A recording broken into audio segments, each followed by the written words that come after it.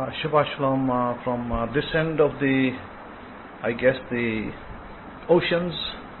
Baruch Hashem Yahweh.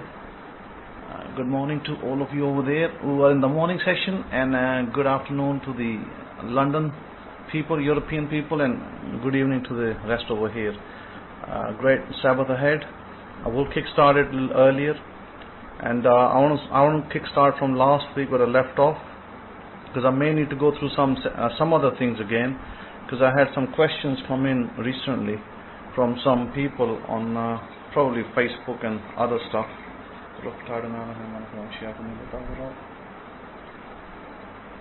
They were querying about the Havan Kund,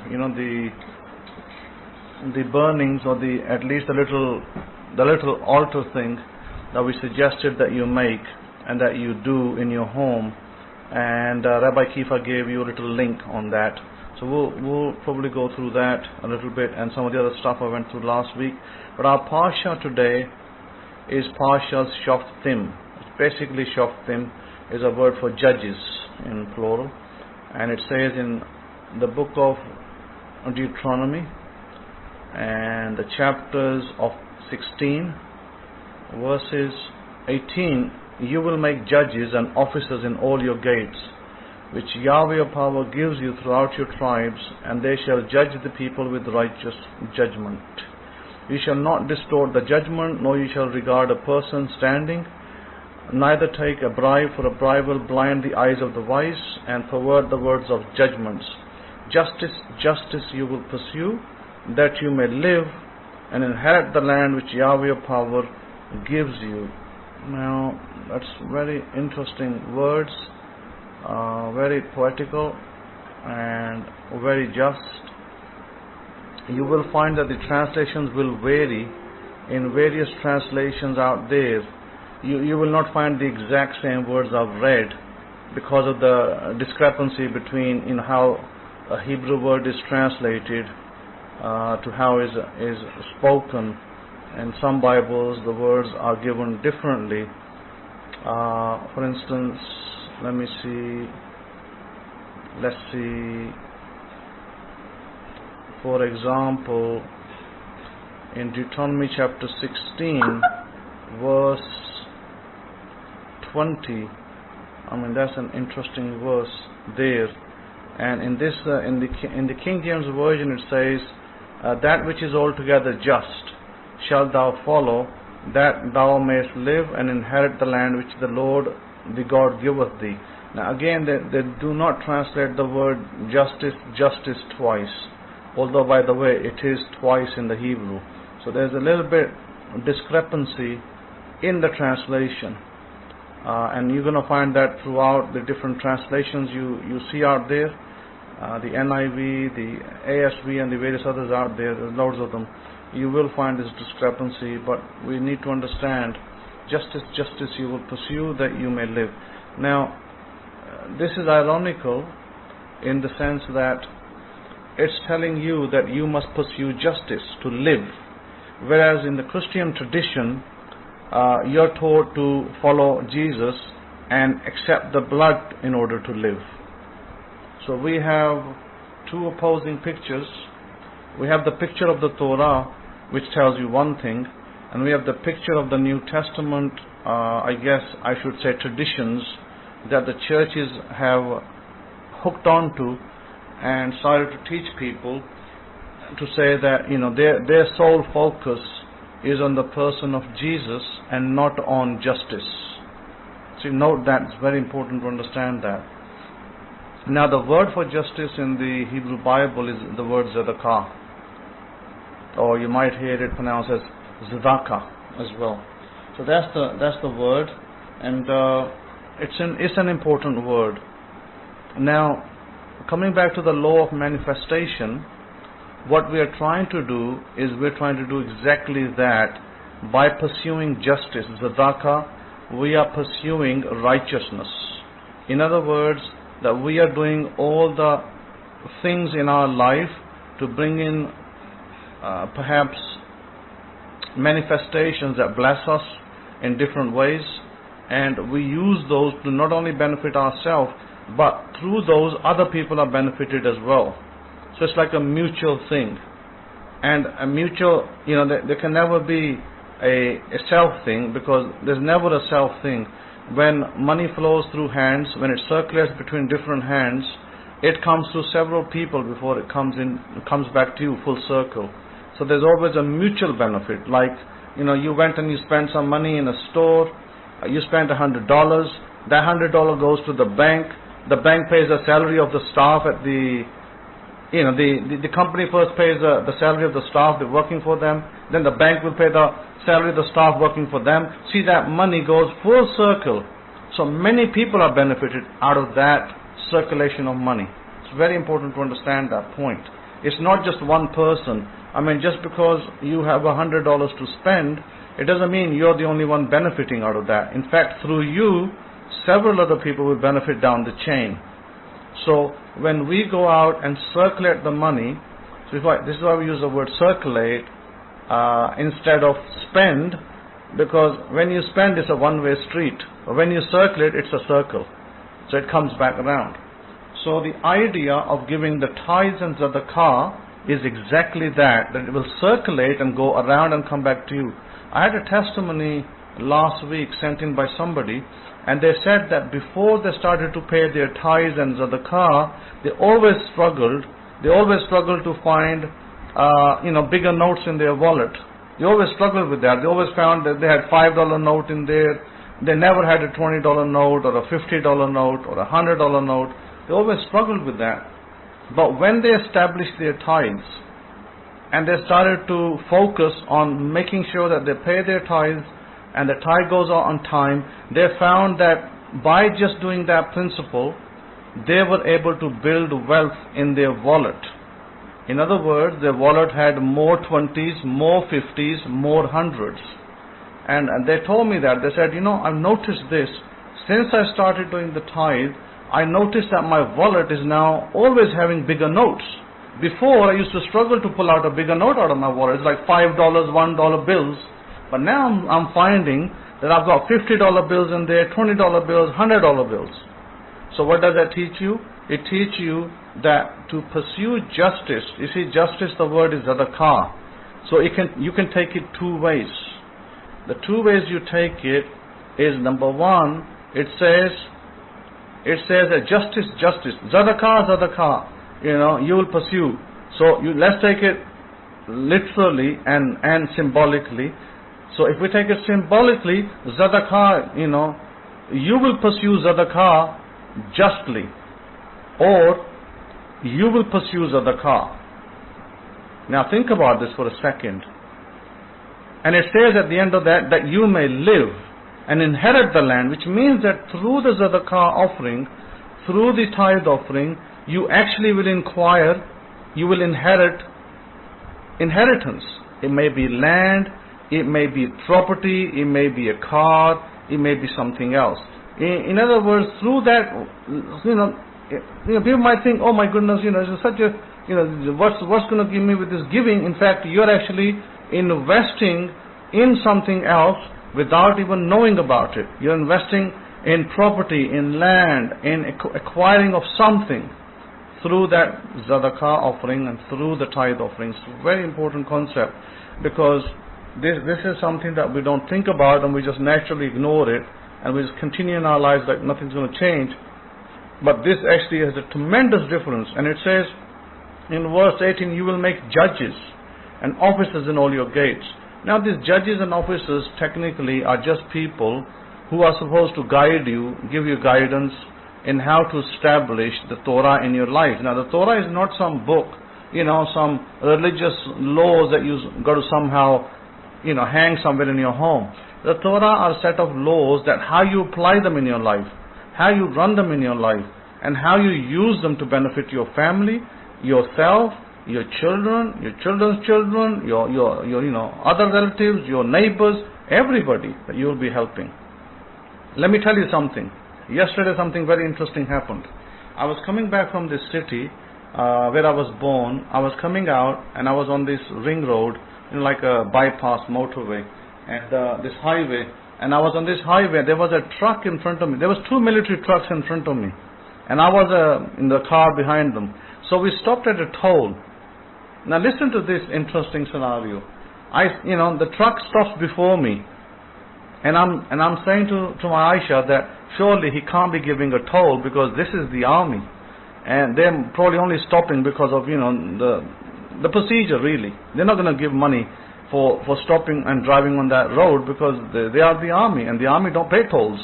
So anyhow, the truck stopped, and then the man went on, and the man said something, and I didn't hear what the man said because I was in the car in my own little world. And I stopped my car, and I gave the man a note of 100. And you know what he did? He returned the 100 back to me. He didn't take the toll. So I just went straight on. So I don't know what happened, but whatever happened, that he didn't charge me the toll. I handed him the 100, and he handed me the same bill back. And I just moved on. Baruch Hashem. I thought, okay, fair enough. I'm behind the army truck. Something must be coming from the army truck. So, whether they thought that I was with the army truck or something, I don't know. Whatever happened there, it was a blessing in disguise, and I accepted it. Baruch Hashem, Yahweh. Then I'm not going to stop and argue about it, and argue about $3, whether you should charge me $3 or not charge me $3. So, that was the kind of the point, and I just went on. So my point is that in some way, shape or form, when you are serving Yahweh, in some shape or form, you will get a return back. It will come around. It will circulate. It will never go miss. If you think it might go miss and maybe, why aren't I getting a return or something, you will always get a return. You'll always get circulation. Always will happen. So Baruch Hashem Yahweh for that. And that's a great testimony from one of my students that how their life is transpiring. And they have obviously bought the bracelets that we advise you to buy, the Pishu bracelet, and they had some other bracelet as well. And you guys may have purchased the Pishu bracelets, but I haven't got mine yet because I'm too far away to receive the postage yet. I guess mine will turn up some point. But having said that, it's not so much the Pishu bracelet. Even before that person started to wear their bracelet, they got a contract for, I don't know exactly how much money is involved in that contract, but it's a fairly good contract that they got to, go around America. So I was like, great, Baruch Hashem, take it. I was asked that, should I take it? I said, yeah, it's a contract, it's a blessing. You take it and you run with it. So again, it never goes to waste. When you give to God, God always circulates it back to you. Always, but He multiplies it. See, this is a secret. The secret is not that you give $1 and you get $1 back. That wouldn't be much of an investment, would it? You might fill the lottery and you might, I don't know, 10 weeks later you might win $2. It's not like that.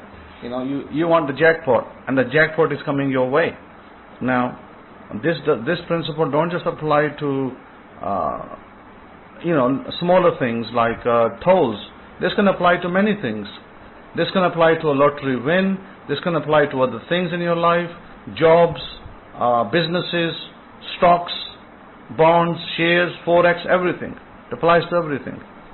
So it carries. It always carries. Now, coming back to the Havan Kun, that little example I made of a altar, earthly altar. Either you get something that you made out of earth, like a little clay, a clay pot, so to speak. You can use that, or if you wanted to have the metal one, the copper one, copper or brass, like a little pyramid.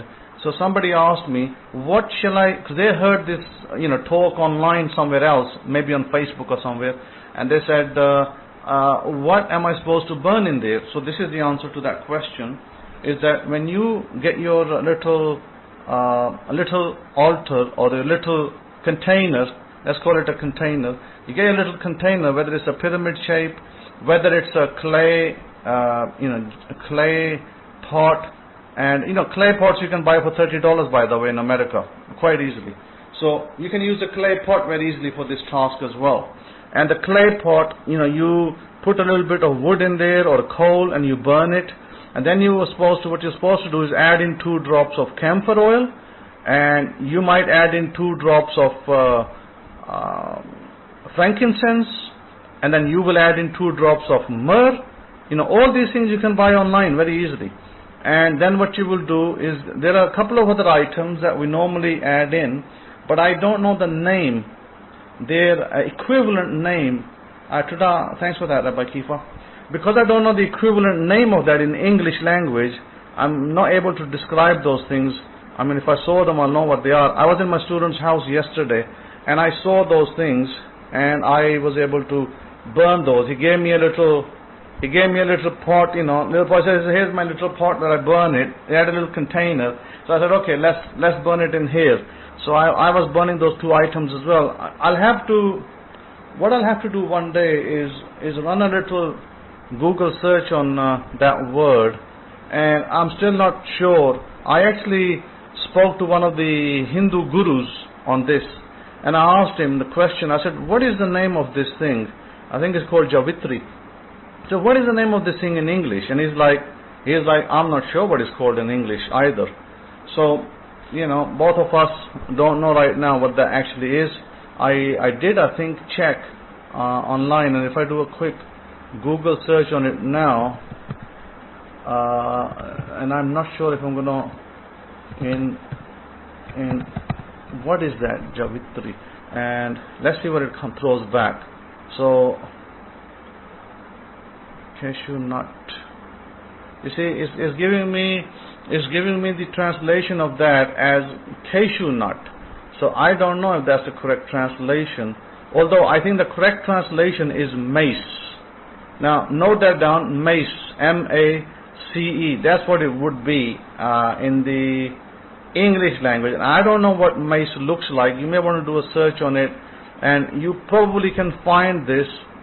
That is actually what I'm speaking about. It's a little plant, and you burn a little bit of that plant. It's a little red colored plant, and it's of the nutmeg seed shell. Yeah, it's of the nutmeg seed shell, and I'm told that it is a flavor, a hint of pepper in it. And if you can find that, M-A-C-E, the Indian for that is Javitri, and you're supposed to burn a couple of those small pieces in this little, altar that you make as well.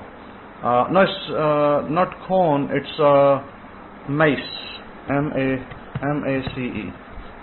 And you can search for that online. I saw it in online, one of the stores, and they do sell it. So eBay will have it, sure. eBay will definitely have it. So that's another plant that you're supposed to get. And then there can be a couple of other items, but I don't think they're absolutely necessary. Although, if you were only to manage to burn the items I gave you every day at sunrise, if all you did this at sunrise once a day, and if it's too difficult for you to do it at sunrise every day, even if you did this once a week, you will tremendously benefit out of this little fire that you'll create in your house.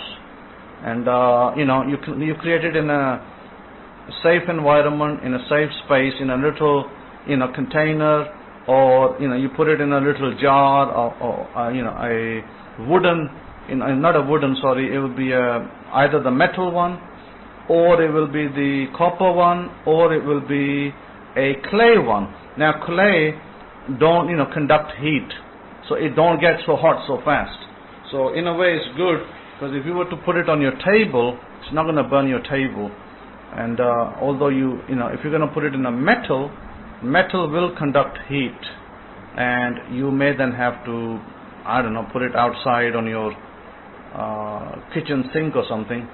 And but what you want to do is, when you burn these things and the smoke comes out, you want to smoke your rooms a little bit.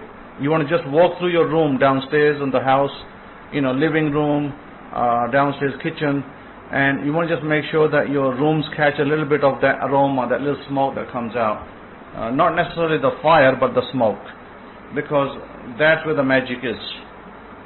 So we did a little test of this last night in my student's house, and we were able to run it nicely, conduct our test, and it went pretty smoothly. We did it about 2 times. It came out pretty good. So, the camphor burnt, they sell camphor here like whole pieces, it comes kind of like white color, and we just burned a small piece, and it burned pretty quickly. You will find it will burn very fast.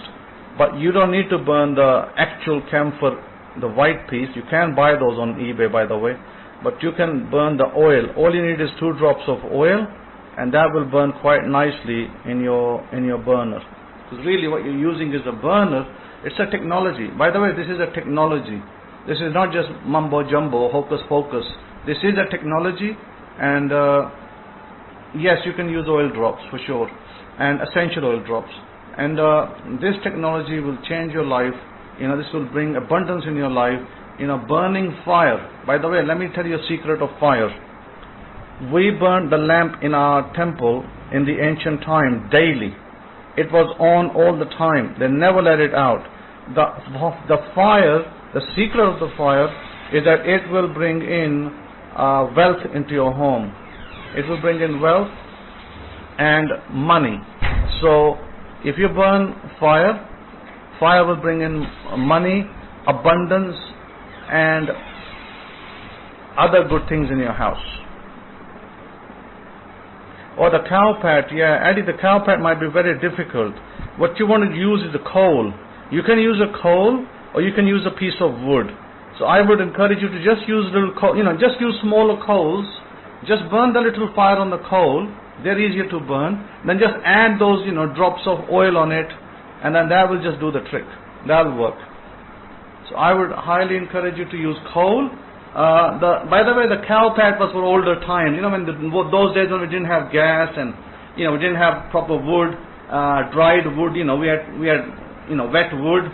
So we used. I would suggest that those days was cow pat. Nowadays you don't need cow pat. You can just use wood.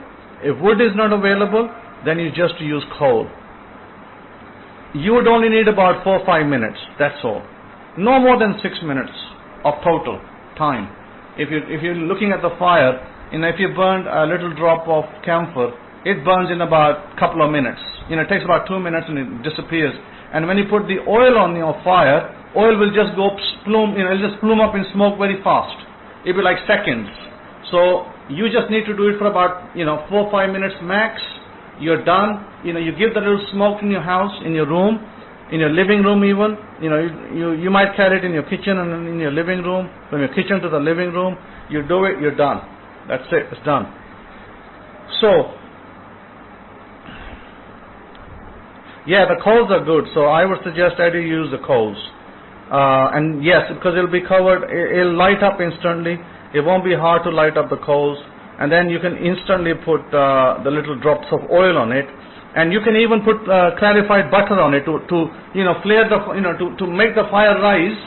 You can put a little bit of clarified butter on it, like get a dropper and add 2 or 3 drops of oil on it, and that will cause the coal to burn, a little bit higher.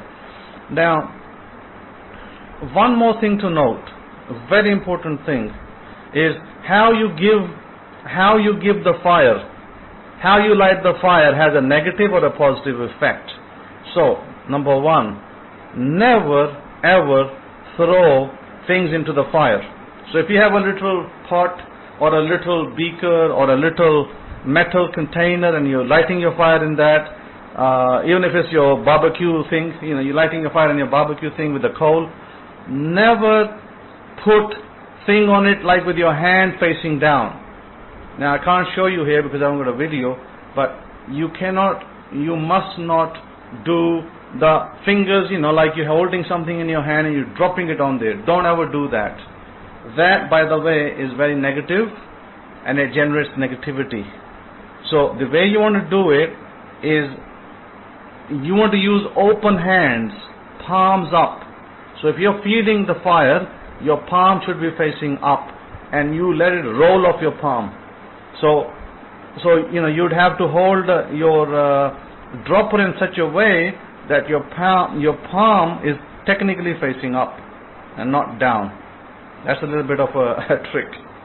So again, I think most people, they just tend to go and just do it with their hands, palms facing down. That method is incorrect. So that is the little burning that you do, the little smoke session you do in your home to bring in light, to bring in health, to remove negativities, to remove, bad things, negativities in the house, and other things as well, because it can also deal with the entities as well, negative entities, unclean spirits, and the sorts. So once you've done that, second bit I would advise you to do is the sound. Remember we spoke about the sounds last week, and we said that the primordial sounds are in the book of Genesis, but they are distorted because they were distorted over the time due to linguistic, different language, phonetics coming in. So, for instance, nowadays you hear people speak Hebrew, and it almost sounds like they're speaking French, or maybe with a French accent. So, whenever I hear Hebrew, it sounds to me like a French accent, because it's spoken in that kind of accenty way. But the Hebrew is technically not an accenty language. So, when you go to Genesis 1:1 and you read Bereshith, now a lot of people will read that with an accent. Now that is not meant.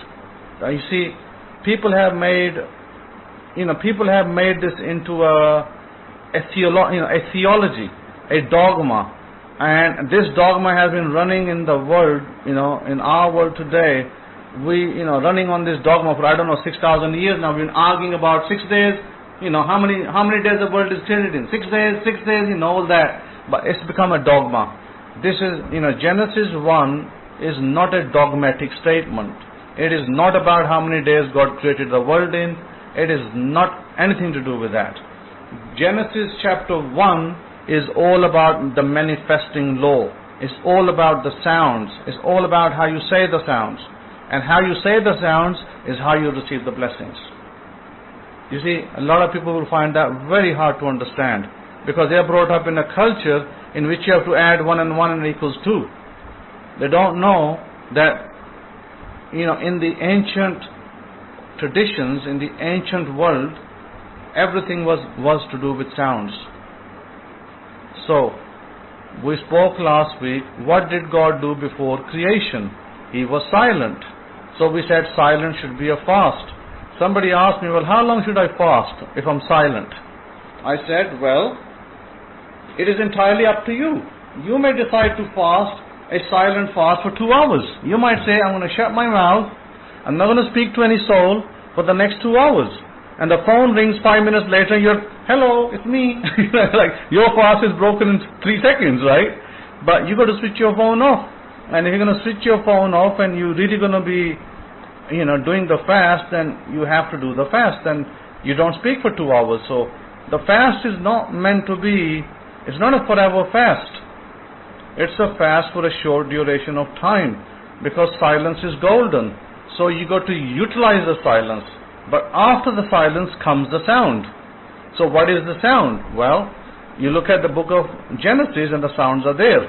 So hence very important that when we look at the book of Genesis, and we don't read this as a dogmatic statement. See, most people will read Genesis 1 with a total dogmatic statement. It's got nothing to do with dogma. Nothing to do with theology. Yeah, you can give it a theological stance. You can give it a theological coloring, but actually the very first chapter of Genesis and the words in there and the sounds in there and the characters there are all to do how you manifest and how you benefit your life. Once you acquire that knowledge, you will never look at the Bible with the same eyes again. So, the first character, the ba, is the what they call the Bay character. The Bay, the Resh, the Ain, or the Bet. They call it the Bet, the Resh, the Ain, the Shin, the Yud, the Tav. These are all sounds. So which part is a sound and which part is not the sound? Well, we know that the Bet is basically in addition to go into something. So you remove the Bet, what's the next sound? The next sound is Ra.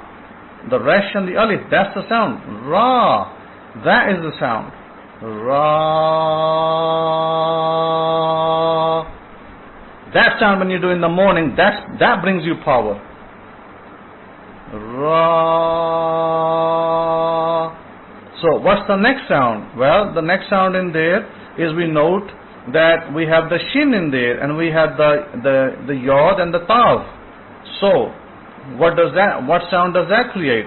It creates the shin sound. So the actual next sound in there is not the two end words, because remember the yud and the tav, that tells you something plural is about to happen. It's plurality. So you remove those two, and what you're left with is shin. So the sound is sheen, sheen. And you know what the yogis do? They do shanti, shanti, om. So where does the shanti come from? The sheen. The sheen is the character for shanti. So shanti means peace. Now you have often heard people say shalom, but the shalom is again a distorted sound. Remember I spoke last week about distorted sounds. The word shalom in the Hebrew is not the word shalom in the Hebrew. It's actually shalom. So how many people say shalom? I haven't heard anybody say shalom. I've heard everybody say shalom. So the actual primordial sound here is not shalom, it's shalom. So what is the om sound? It's exactly what today is pronounced as om. It's actually the om sound. So once you get that, remember what I said, once you get that, you will be thinking differently. You'll be like, wow, I didn't know that. I didn't know this is actually a sound. Yeah, shalom is actually a sound. It's actually a word that gives sounds. And those sounds have a meaning for your life. When you sit down and you close your eyes and you say those sounds and you say them the correct way, even if you did them incorrectly, they'll still have some benefit, but if you did them correctly, they're absolute benefit. So absolute benefit of those sounds. Now, I don't know if this Paltalk thingy is gone black, so I can't even see it. Can everybody still hear me? I don't know if I'm still on or off. Let me just let me just shut this down, because I think I've lost it. We have lost sound, so I'm going to try and reconnect, because I have lost the sound, and I will reconnect. I'm missing an update.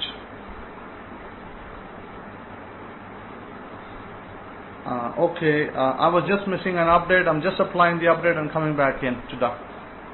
So if you give me a second, folks, I will just be online again. I'm just missing an update in the system, at least with Paltalk, and it looks like it's doing an update on the software. And as soon as I got this update on, I should be back on and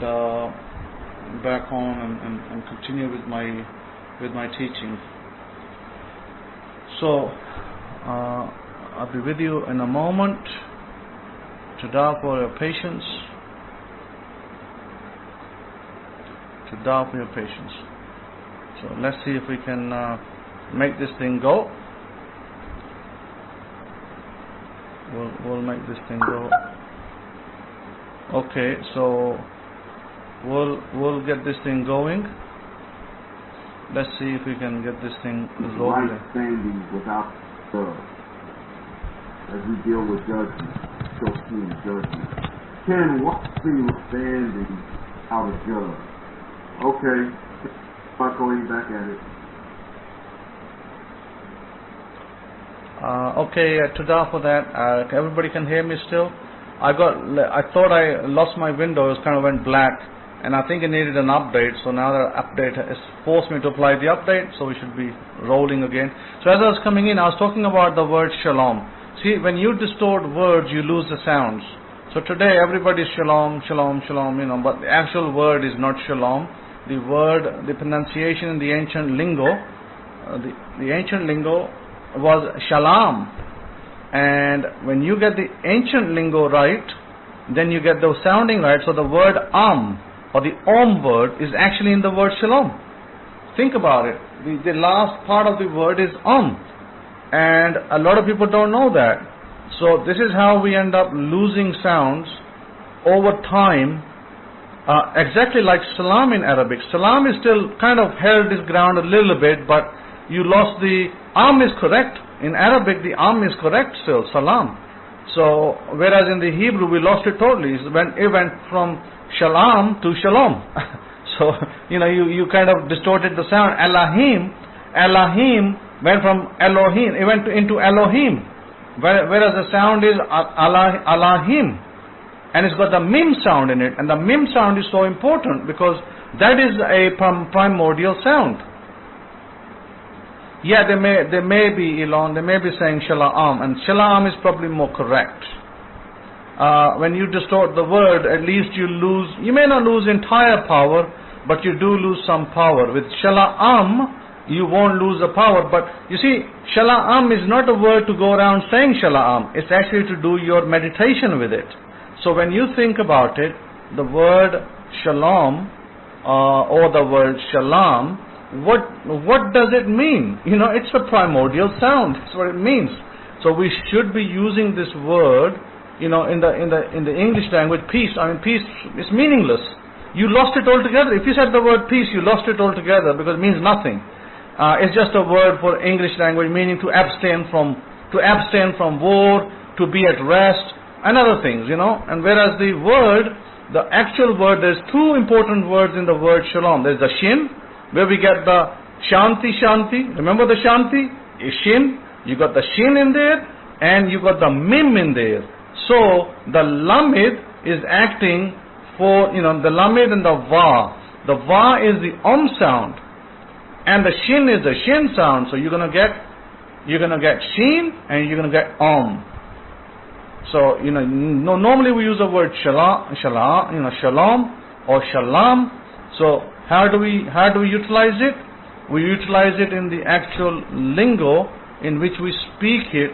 Like if you were meditating on the word, you wouldn't be doing Shalom. You'll be doing the end part of the word, or the Shin part will just be the Sheen. So you'll just be doing she. Okay, let me give you an idea. Let me teach you something today. If you didn't have a tongue, if humans were not born with a tongue, what sounds would they create? Have you ever thought about that? Yes, Eddie, it'll create the R sound. What other sound will you create without a tongue? You will create the oo sound. The oo sound will be created, and you'll create the Mim sound. This sound you'll create. When you hear deaf and dumb people, they say they speak with their they sound the Mim sound. These are the primordial sounds, and these are the sounds that you're supposed to activate your third eye with. And your midbrain activates these are the sounds that activate your midbrain. So this is a very important secret to success. Success is for those who apply the knowledge, who execute on the knowledge. Success is not for those who just sit on the knowledge and just know about it. Success is for those who put an application, put the knowledge to application. So, I taught you that in the morning, when you do your midbrain, you do your Mim sound, which is the that sound. Or you do the Mim sound, Mim. Or remember I said to you that you could do the 7 times each.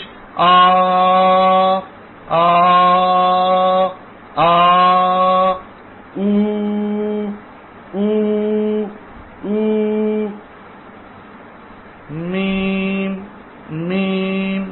Mim. Or you can do the Ma sound. The Ma sound in the ancient languages is connected to the mother. Remember the Hebrew word for mother is Im. And most languages call the mother Imma or Amma. See the Mum sound, the Mim sound comes in? That's the primordial sound. It activates different parts of your brain. So you could do Ma. That will activate your very important parts of your brain for manifesting power. So you see, you can do your affirmations, but if you only activated the sounds, the power is even greater than the affirmations. This is what most people don't know. Most people don't know that most billionaires today and in the past, they sat down every morning to meditate. But they're not going to tell you what they meditated on. See, they are actually chanting the primordial sounds. They don't need to know Hebrew. They don't need to know the Hebrew Bible. They don't need to have Hebrew scholars around them. They don't need all these, fancy rabbis. All they need is the primordial sounds. And they can activate those part of their brains that then allows them to make good business decisions. They can make decisions on business, on their life, on their futures, on their presents. That's where the buck stops. See, most people are stuck with maybe I need to learn fluent Hebrew. No, you don't. You just need to know the fluent sound, how to sound it. And even a deaf person can. So therefore, once you get the sound and you start pronouncing it, you get the power.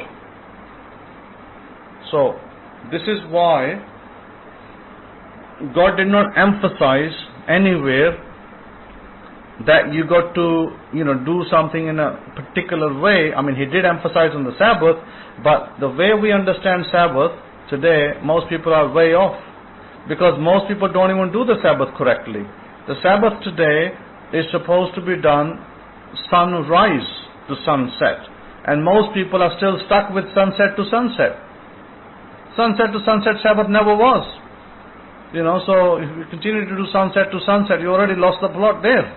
And then on top of that, we're supposed to light up a little fire. Well, most people don't even know what that little fire is today. So they think it's something to light up to heat their hands or something. So this is the problem. We're living in a world today, a modern world, where we've lost a lot of the ancient technologies. Yes, that's right. So you need to think about the ancient technologies. The ancient technologies were there to enhance people, and a lot of people use them. And a lot of people that use them are very wealthy people. But the Bible doesn't spell it out for you, but the Bible shows you, the Bible hints it, the Bible shows you, but the Bible is not going to spell it out, unless somebody knowledgeable enough will spell that out for you. See, most people are just interested in poetic sounds, poetic words. It's not about poetic words and poetic sounds. It's about, changing your life, getting in the things you desire. So, sound. Remember I said to you today, the sound has become Om. It's distorted sound. Every guru out there is using the distorted sound. But the sound is actually not Om. Om is actually incorrect. It still has power, but not as much power as Om. Sound is much more powerful than Om. So,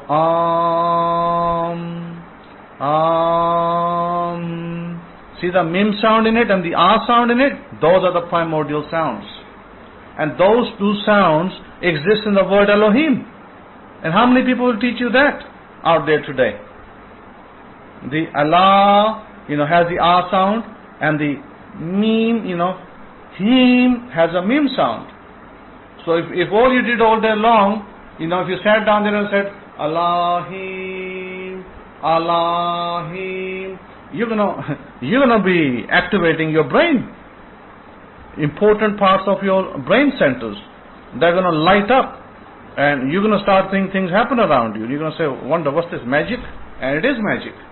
Because you magically now activated your brain through just the title of God, Elohim. But if you lost the plot already, and you're stuck with just just saying it in Hebrew expression, then you already lost the plot. Yeah, that's right, Rabbi Kefa. Rabbi Kefa is saying that people debate over the verses of our books instead of the letter of the law, and it's the letter that we want to focus on, not the verses of our books. We want to focus on the letter of the law. The letter of the law is where the power is, and that's where people have already lost the plot. They're talking about, is it a night and a day? Is it a day and a night? Is it this? Is it that? It's all mumbo jumbo. This is all total bullshit. What you're learning in synagogues is mostly bullshit, to be honest, and in churches as well. They don't teach you the right stuff any longer. They don't know. And if they knew it, they wouldn't be teaching it. But if you learn the right stuff, you would be somewhere today. You'll be somewhere standing with Bill Gates. And maybe with the president of the US. But if you're standing in the queue to collect your food, then you know why that is. Because you've been misled, you've been miseducated by so-called pastors and leaders. So miseducation leads to the food queue. Instead of the giver, you become the taker. So it totally reverses your psychology, and your whole world turns upside down. You want to be a giver, not a taker. Olivier is saying that I do the midbrain meditation every day, and I notice I can now manifest quickly. Indeed you will. Indeed you will. And when you apply the primordial sound, if you did arm sound 108 times a day, so you're a powerhouse, period. You'll be doing manifestation like manifesting master. You'll be like Bruce Lee. You'll be manifesting everything. So it is important that you learn that. It's very important. And very important we learn the characters. The letter of the law is the sounds. That is the sounds where everything lies. So from now on you stop debating about what it is, because when the Bible says 6 days you shall work, 7th day you shall rest, actually God is telling you 6 days you will practice your manifestation law. 7th day you will completely detach from it and you will not even think about it. That is what the 7th day is meant to be. It's not some 24-hour period where we don't eat and we don't do this and we don't do that. No. That unfortunately is a misunderstanding. So you're supposed to, within the Sabbath is a solution to every problem that we have today. So also last week I told you that if you follow the dynamic meditation session, I gave a link last week of OSHA, and I don't know if any of you applied it. I know some people may have, and that's it can be very tiring because it's very dynamic, and you have to pretend to be mad for 5 minutes. Normally advised is 10 minutes, but I'd say start with 5 minutes each. You need 20 minutes solid. 5 minutes of where you would do your breathing through your nose only, and then 5 minutes of jumping up, sounding the word ooh, which is the highest form of the name of God, who. And then the third bit is you pretend to be mad, you're throwing your arm around, you're crying, and then you're laughing. You intentionally become mad. And then the fourth bit of that 5-minute session would be the where you're just dancing around and just chilling in front of a mirror in your living room, etc. And then those 20 minutes, I would suggest you do the first as 20 minutes. Once you're okay, once you're good with 20 minutes, you can hold it. Then you can double it up to 40 minutes. But 40 minutes will require a lot of effort, energy, and also discipline. But I can guarantee you this, if you only did 20 minutes, your life will change. Because you'll start to remove blocks in your body. You have blocks in your body that are in your shoulders, shoulder pain, back pain, leg pain, swelling in the legs. These are all blocks. Once you start doing this, your blocks start to go. You start to remove those blocks from your cells, from your body cells. And you become a powerhouse. Because you no longer carry those blocks. And naturally they're with every human being. Naturally. Naturally we've all gone through difficulties in our life, family problems and, heartaches and all that. And what happens, we internalize them. And we end up storing them in our body. They're stored as little pieces of fat. They're stored as cell membranes. They're in cell membranes in our body, molecular level. But so when you're doing this exercise, you're removing those. You're letting them go. And once they are gone, you're a free man and woman. You think about that. So this is why I think that OSHA actually left something useful for people as well. This is why I say that King David pretended to be mad in the Bible, and people don't understand that. And King David also was dancing like that. You see, the Bible describes King David dancing in one place, dancing like madness. And people said, is he crazy? Is he supposed to be the king of Israel? Look at how he's dancing. That is the way you dance, because you're releasing your blocks. King David probably understood it much better than most people do today.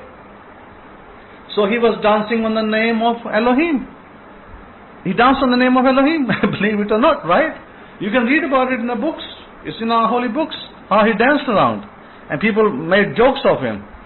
So, again, when you're dancing in your room, maybe your wife, maybe your mother, maybe your father will say, oh, my son has gone mad. Look at him. What's he doing? Well, you're not gone mad. You're intentionally doing it. You're intentionally doing that.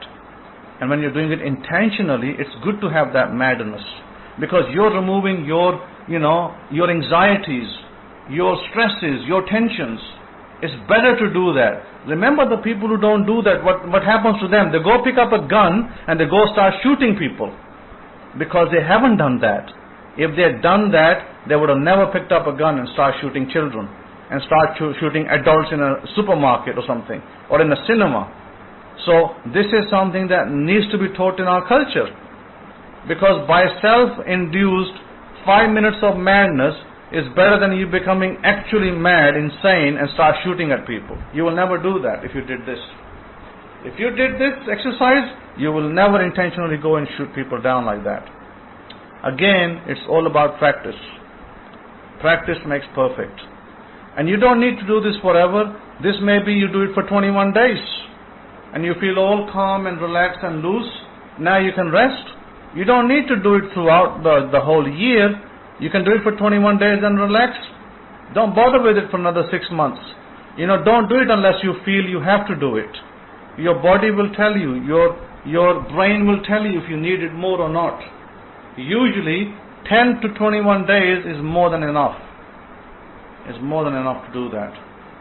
Again, I advise you to do it for 20 minutes and then double it up if you feel that you're capable, feel that you can handle it, and then you're not going to get overly tired. Then it's a great exercise. It's a great exercise to do. It will really make you fit. It will make you relax. It will really, give you good feelings throughout the day. You'll be high energy. You'll have high energy in your body as well.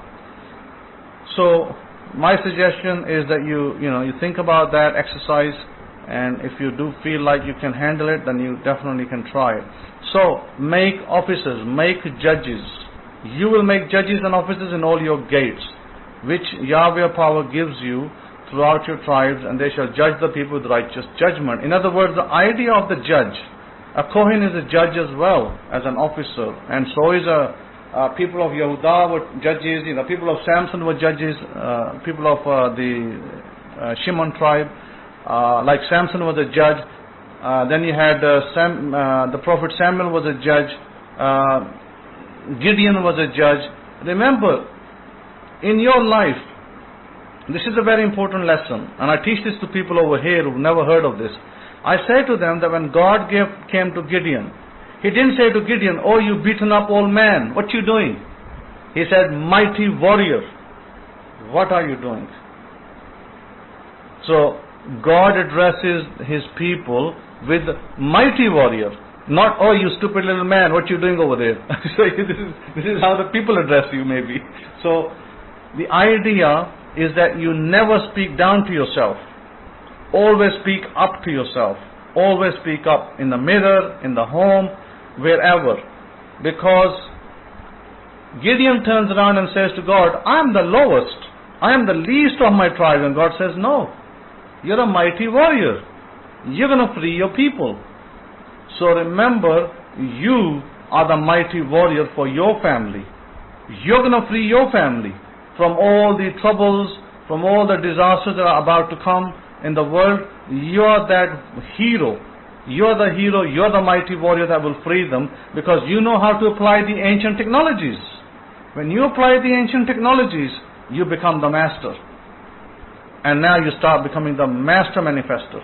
You start manifesting house, car, money, business, great life ahead, great wife, What you worried about any longer? You don't care what happens in the world.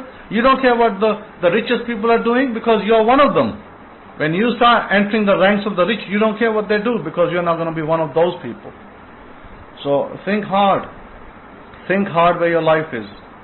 And ask yourself the question, do you want to be in a place where you're happy, you're content, you have the life you want, you have the happiness you desire, you have the family you desire, and you have the things that you desire in your life? Then that's great. And if you are there, that's great. If you're not, then you just got to work it a little, because the idea of the judges, me here, my idea over here is to teach you, to bring you to that level, to tell you that you're the mighty warrior.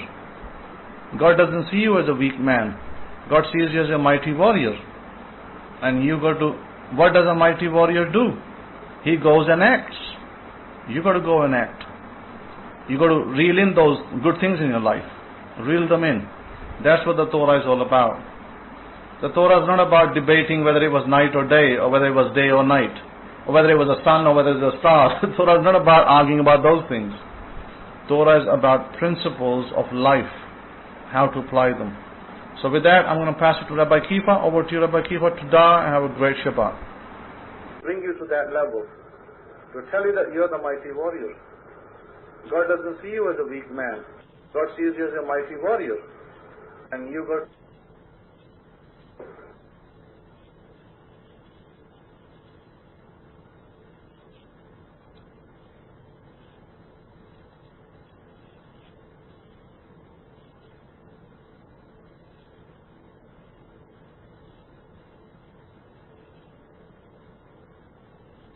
Okay, it looks like our Cohen is cut out, or is it just me? If I can be heard, can I get a 1? Looks like he was cut out. Yeah, okay. Let's see if he can come back. I don't want to leave us in silence of the lambs. But I would like to continue on and piggyback off of just what Kohen was talking about. Remember I asked the question earlier, and I'll pose this question again. Can one be right standing without a judge? You see, because it's very important that we understand. Okay, and then here's the next question. Who is just and who is right? You see, this is a very important parsha as we deal with, especially here in North America, and as all these other countries where you reside in as well, in one time or another. And if you look at the geopolitical situation, if you look at what's going on around the world, I can tell you, judgment is being cast worldwide. But especially during the time when it comes to picking leaders, presidents, people in positions of like representatives, those people that have aspired to represent the people. Because what an individual has to do, and I want to encourage you all to vote, but I want you to know one thing. I'll talk about that later, but I would encourage you all to vote. But I would encourage you all to vote with justice in mind. Now, your justice and my justice may be different, but I tell you what, one thing that is a commonality amongst Israel is that we're just and we're fair because we come from the DNA of El Shaddai. So, in our makeup, it should be just and fair. Not choosing sides whether you're Democrat or Republican. That has nothing to do with it. I'm so far from politics, it's crazy. I mean, you can't put a name on it. But you do have to assess as a judge, and you're all judges in some way, shape, form, or fashion, and at some level. You all are judges. Every day you wake up, and every night before you go to bed, Oliver, I'm not picking on you, but you make judgments, don't you? Every day that you wake up and you leave your bite, every day you make judgments in your house, you make judgments outside of your house. Every day it's about judgments. Hakoyim, well, you finish it, you're back now. I can give you the mic back. If you're ready, just let me know. But I think it's very, very important that we understand at some level, okay, great. So I'll continue on. It's very, very important that we're making judgments. And people are making judgments on leaders, and you see it happening worldwide. You see, what's this country? Is it Lithuania? What country is going on right now where they actually went on strike and they're telling their president to get out, and he doesn't want to get out. He made a comment that Ukraine, Chadasha, he made a comment that he's not getting out. There's not going to be another election until the man dies. And then you got things, Belarus. There you go. It's Belarus. Chadasha, that line, princess. There's also things going on in Ukraine. There's also things going on in China to where some of the people there are telling there's uprisings of a coup going on in there to get Xi Jinping out. Not only that, the Philippines, the Duterte, there's a lot of people, there's uprisings about people. These people are doing what? They're passing judgments. In the same way with here in America. Judgments will be passed on the leadership based upon, and my desire is that the judgments are just and fair. But we know in the societies that we've been brought up in and conditioned in, we're told to choose a side, right? Here in North America, you're either Republican or you're Democrat. And if you're not one of those, they look at you kind of funny, right? I mean, even get that here in North America. So they make you, you're prejudiced if you're a Republican in some places, you're prejudiced if you're a Democrat in some places, and I'll tell you what, our states are divided up by lines. And I tell you, you'll hear them say this, they'll condition you this way, they say, well, Texas is a Republican state. How many of you have heard that said before? So if you're a Democrat in the state of Texas, then how would you feel? If they say, well, Texas is a Republican state or California is a Democratic state. You see how subtle it is with their divisions when they're trying to divide?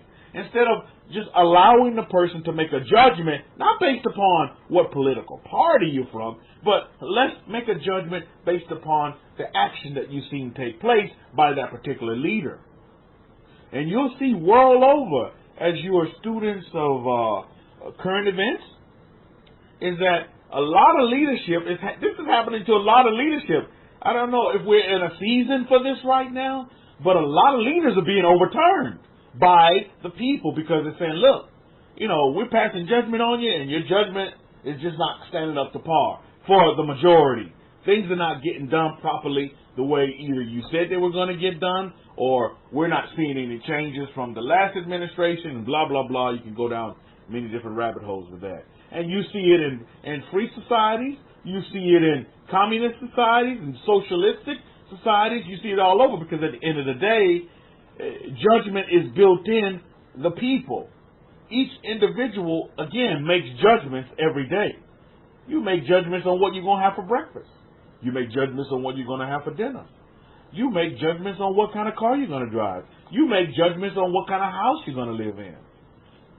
You make judgments on what mate you're going to select for yourself. These are judgments that you make.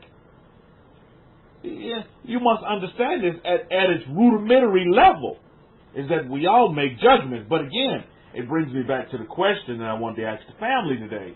Can one be in right standing without a judge?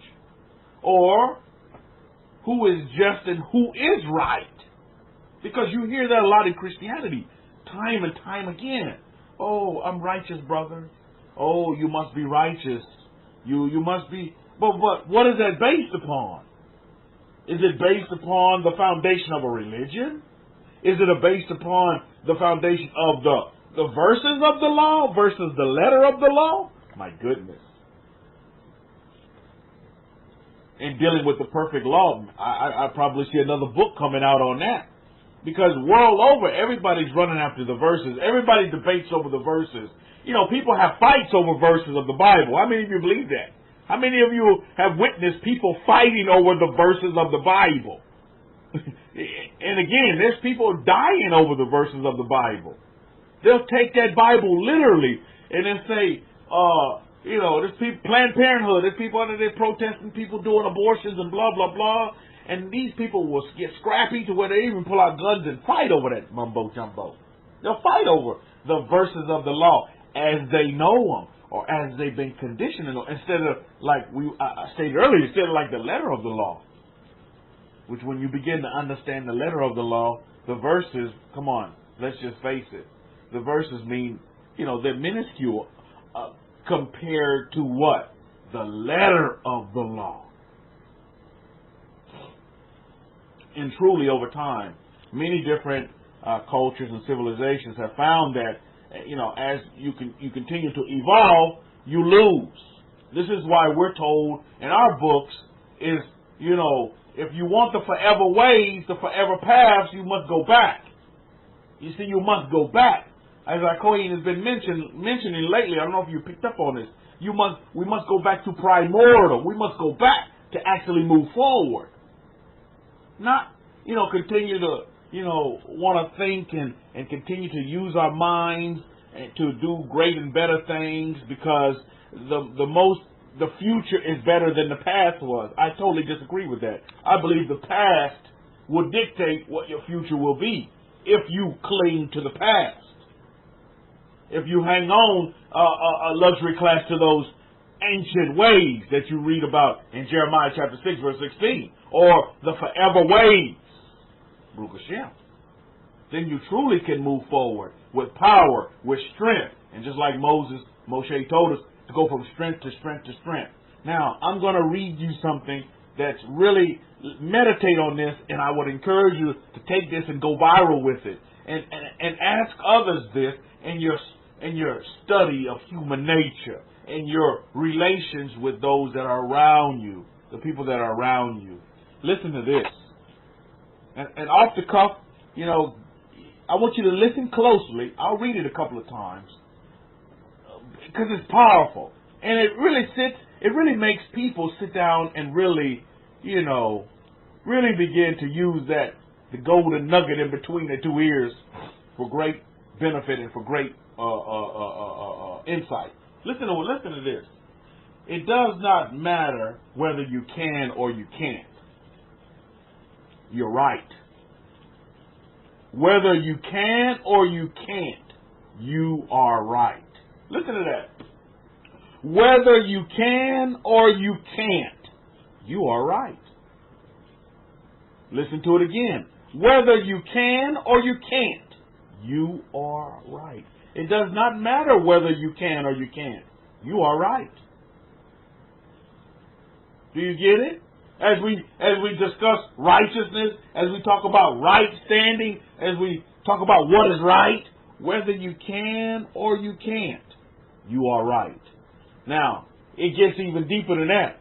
Listen to the way Henry Ford said it. Whether you think you can or you can't, you are right.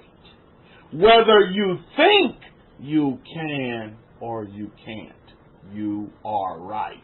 This was said by Henry Ford, one of the greatest inventors. And how many of you driving a Ford or have driven a Ford in your lifetime? I'm an owner of a Ford, so I'll tell you that. Henry Ford said that. He says that. He's one of the greatest billionaires. He has foundation. He has a Ford Foundation that's still doing great things today. Whether you think you can or you can't, you are right. At the end of the day, it does not matter what other people think about your rightness. Whether you think you can or you can't, at the end of the day, that's what matters. You're right. You are definitely right. Awesome statement by Henry Ford. You can Google it and keep it with you and pass it on. Because a lot of people are hoodwinked and bamboozled so much by what other people think about them, what other people say about them, and they dictate their whole lives about what other people say. What kind of judgments are these people going to pass for themselves at the end of the day? Think about that for a minute. And some of you may be hoodwinked and bamboozled at one time to where that was you. Your whole concern was what people thought about you or what other people said about you, opposed to what do you think about yourself. Do I think I can or I can't do something? Well, I'm right. Depend upon what I think. Do you think you can? I'm reading this little book to Lachon about the little train that could. Because he kept saying, I think I can. I think I can. I think I can. He didn't run around saying, I think I can't. As he seen these big locomotives pull all of these, these cargo boxes, and he's just this little piddly, I call you little piddly train. But you know what he kept telling himself? I think I can. I can get up that hill. I can go over that hill with some cargo, with some freight behind me. I think I can.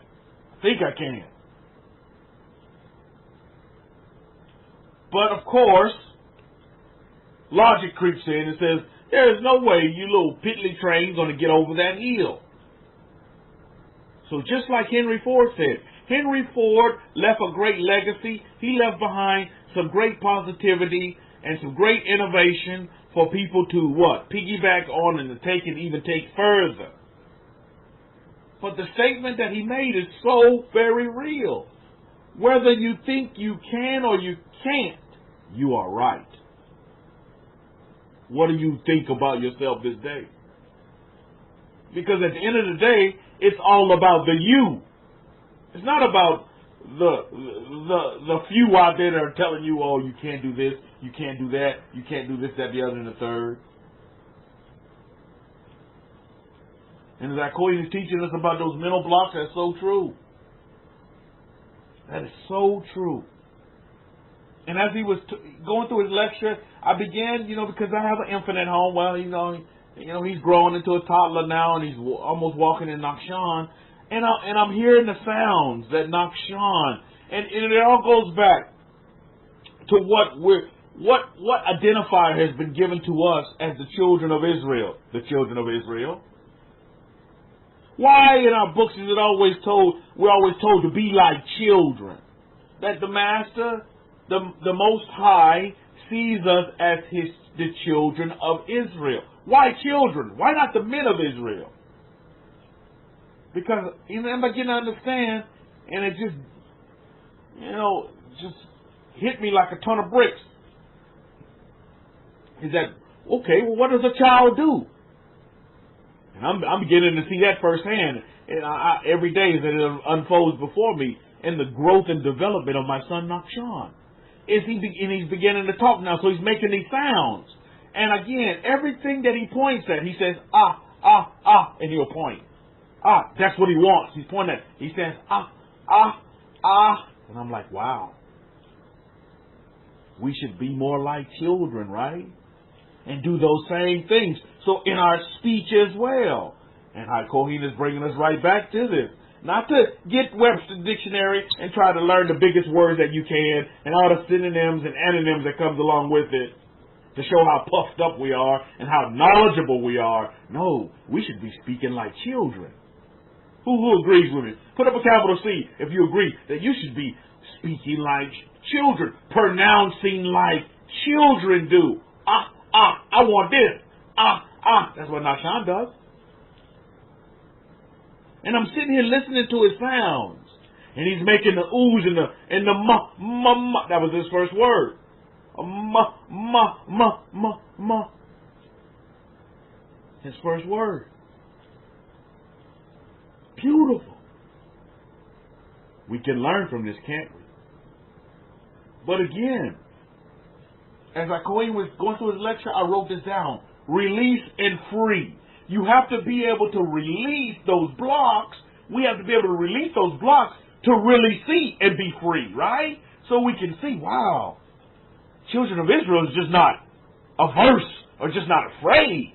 It's deeper than that, isn't it? As we peel away at the onion, at the layers of the onion, wow, I need to start pronouncing like a child, like a little baby. Baruch Hashem. Isn't that great stuff? And when you begin to do that, believe you me, things will definitely change. And, I'm in firm agreement with what my teacher told me, is that, these primordial sounds, they top all the other stuff that we've been taught. Because that's going back to what? The forever ways. Not about verses here to get goosebumps and, trying to understand what this context of this, that, the other means. At the end of the day, we have to go back primordial. We have to go back to our childlike state. What did when the Master Yeshua was walking the face of the earth, and people ask, well, who's going to inherit the kingdom? And I'm paraphrasing. What did he say? Those that you have to become a child. Suffer not the children to come to me. Baruch Hashem. For it's these that will inherit the earth. Baruch Hashem.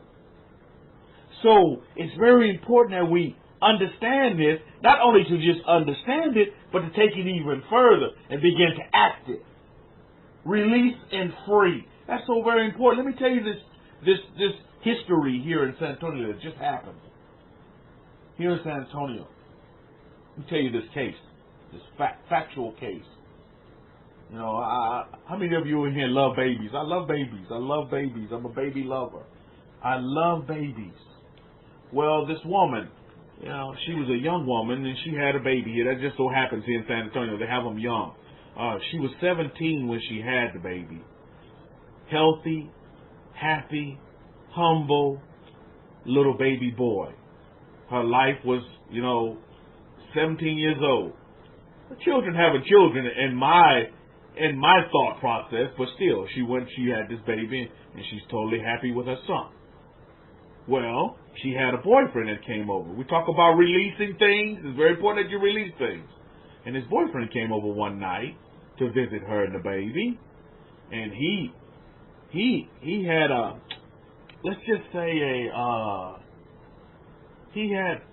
behavior type issues. He had things going on in the brain that needed to be released, and he didn't know how to release them. So he went off on this tangent while he was over there at the house, and he picked up a gun and he shot that little baby boy, little infant. He's just an infant. He wasn't even but 2 months old. He shot that baby boy in the chest. True story here in San Antonio. Shot the baby boy in the chest. Called 911. They was able to revive the baby, but found that the baby now is paralyzed from the neck down. I think his name is Giovanni, if I'm not mistaken. Beautiful mother. Now the mother and the grandmother tend to the baby. I don't know if this boyfriend was the baby's daddy, but it was a boyfriend nonetheless. And this boyfriend actually goes on trial next month here in San Antonio for judgment. But you see, this is just one instance of what happens when you don't know how to release, like what Akoi was talking about. When you don't know, you don't have the tools to be able to release these things. I know that may seem kind of drastic, but it can happen. It can happen on many people are paralyzed with their finances, paralyzed in their relationships, paralyzed in their employment, because we have to learn how to release these things. So I've actually had contact through another contact with this mother. She's young. She's only 18 years old. And her grandmother here in San Antonio, and they're from the valley, so they really don't know anybody. So what I did was I sent her a picture of Nakshan. And I said, from here on out, my son's going to sponsor your son, and all his clothes that he's growing out of so fast like he is, I'm going to give them to you. You can have them, and you can put them on Giovanni. And he can have these clothes. I said, here, let me show you a picture of my son who's doing this deed for you, and who's truly blessed and humble to be able to, be a part and be a partaker in some way, shape, form, or fashion in your son's life. And I did it, left it like that. I'll probably never meet this woman because I'm going through a mediator, but it's just something that was on my heart to do because I have a son, and guess what? He's happy. He's whole. He's humble. He's handsome. Baruch Hashem. And he's healthy. So I give thanks and I show gratitude for that. I give thanks. Not only in word, but in my deed. In my actions. I give thanks. And I show gratitude. And I could just never imagine, and I never will imagine, my son being in that kind of condition. To where, he's 8 months old and he's paralyzed from the neck down. My son is walking and talking My goodness. Getting in all kind of stuff. And I give thanks for that as he tears up the bookshelf. I give thanks for that. But another thing that I learned from Nakshan as well, that has really emboldened me, and you learn this from children, from infants, is that Nakshan is taking steps and he's walking now. But sometimes Nakshan falls, and he falls hard. And he may cut his lip, he may get some scrapes. But you know, I sit back and I don't say anything. Because I remember Hakoy's lecture about just be silent. And my wife taught me this as well. Honey, when he falls, don't just go run and go try to pick him up. Or he looks, because Nakshan will look and see if you're paying attention to him, then he'll start crying. But if you don't pay attention to him, he'll dust it off. And guess what? He gets right back up and does the same thing again. And he'll go to that same position where he failed, and he'll get right back up and try it again. It's almost like he forgot that he just failed. And I'm looking at this, and I'm studying Nakshan, and I'm like, wow. Can we not learn from that mishpachah? And time again, Nakshan will fall. But guess what? He gets back up and tries to walk again. And he does walk again. And he gets so happy, giddy. And he very seldom falls and starts crying unless Daddy goes up and grabs, oh, Nakshan, are you okay? Are you okay? The earth is caving in on you. Then he'll say, well, I guess I need to cry now. But if you don't say anything and you sit back on the sofa and you practice silence, Nakshan, he'll look around for a minute, he'll assess his situation, and then he'll get right back up again and start walking again until he falls again. Now, I'm pretty sure all of you who have had children have witnessed this phenomenon or this great lesson that takes place amongst children. That happens with infants. And it's a beautiful thing to behold. And we should not forget this as we get in our what they call adult stage. Or as we mature in life. Is that, yes, you're going to fall down sometimes. You might get cut. You might get bruised. You might get battered and tattered, but get back up and forget about you falling and continue walking. Get amnesia to the fall. Continue walking. Continue to meet and make your destination. Don't concentrate on the fall.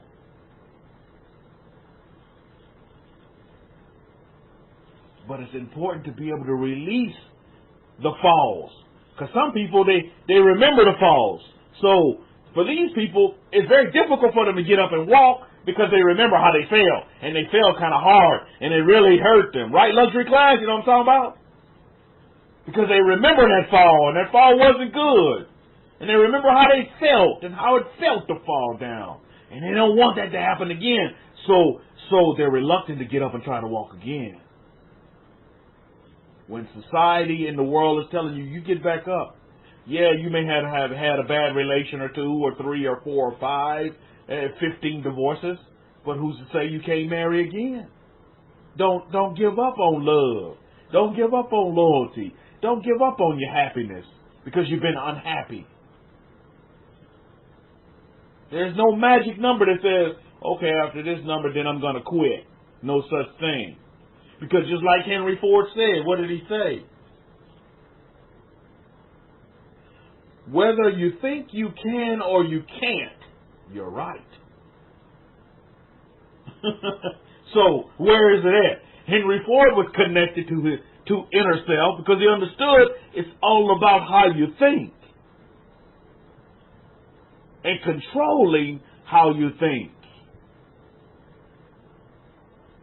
How many of you at one time or another were like you would internalize things?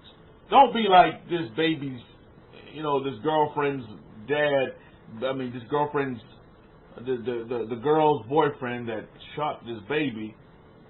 That's just like off the cuff. When he wants to release his stuff, he releases his stuff in anger and not in anger by demonstrating violent behavior. But how many of you were just the opposite? When stuff would happen to you, you wouldn't show no physical signs of emotion, but you would just harbor it on the inside. And you would just hold it and hold it and just hold it in and just hold it in until one day the trigger will set you off, and then all of this stuff will come out, not only from that one instance, but all of the stuff would finally come out from way back when, from all of your harboring. To top of your responses, by the way. You all have progressed so much. You all should be giving thanks that you have progressed so much from that. Because, you know, the first hurdle is to admit and to see your weakness and your fault. And acknowledge it for what it really is, right? And then from there, you can move on. See, then you can tackle it with tools once you acknowledge, right? But I tell you, I see so many people in my study of human nature that do that. They'll sit there, and you may even call it the silent treatment. They're very silent. They don't say anything. But internally, there's wars and battles going on. And these type people, they become depressed because they internalize it. Instead of just the polar opposite of what we described of what happened with this little baby boy Giovanni getting shot and being paralyzed from the neck down, is because somebody took their, that not even pent up, they have this anger and they display it in violence. And if you look at North America, you see that going on in some cities and some states near you. People do that. In the neighborhood near you, some folks do that. Because they don't have the tools to understand, how do I release this? How do I get rid of this without harming anybody? How do I get rid of this and release this in a safe way? You know, how do I deal with this in a safe way? Now, for those of you who have responded to the pin-up type, how many of you, I'm going to give the opportunity to respond and say that, you know, now you dealt with that and now it's no longer pin-up. You can say, yes, I've recovered from that fully. I have the antidote and I have fully recovered from that, and I don't get that way anymore. While some folks are still angry birds.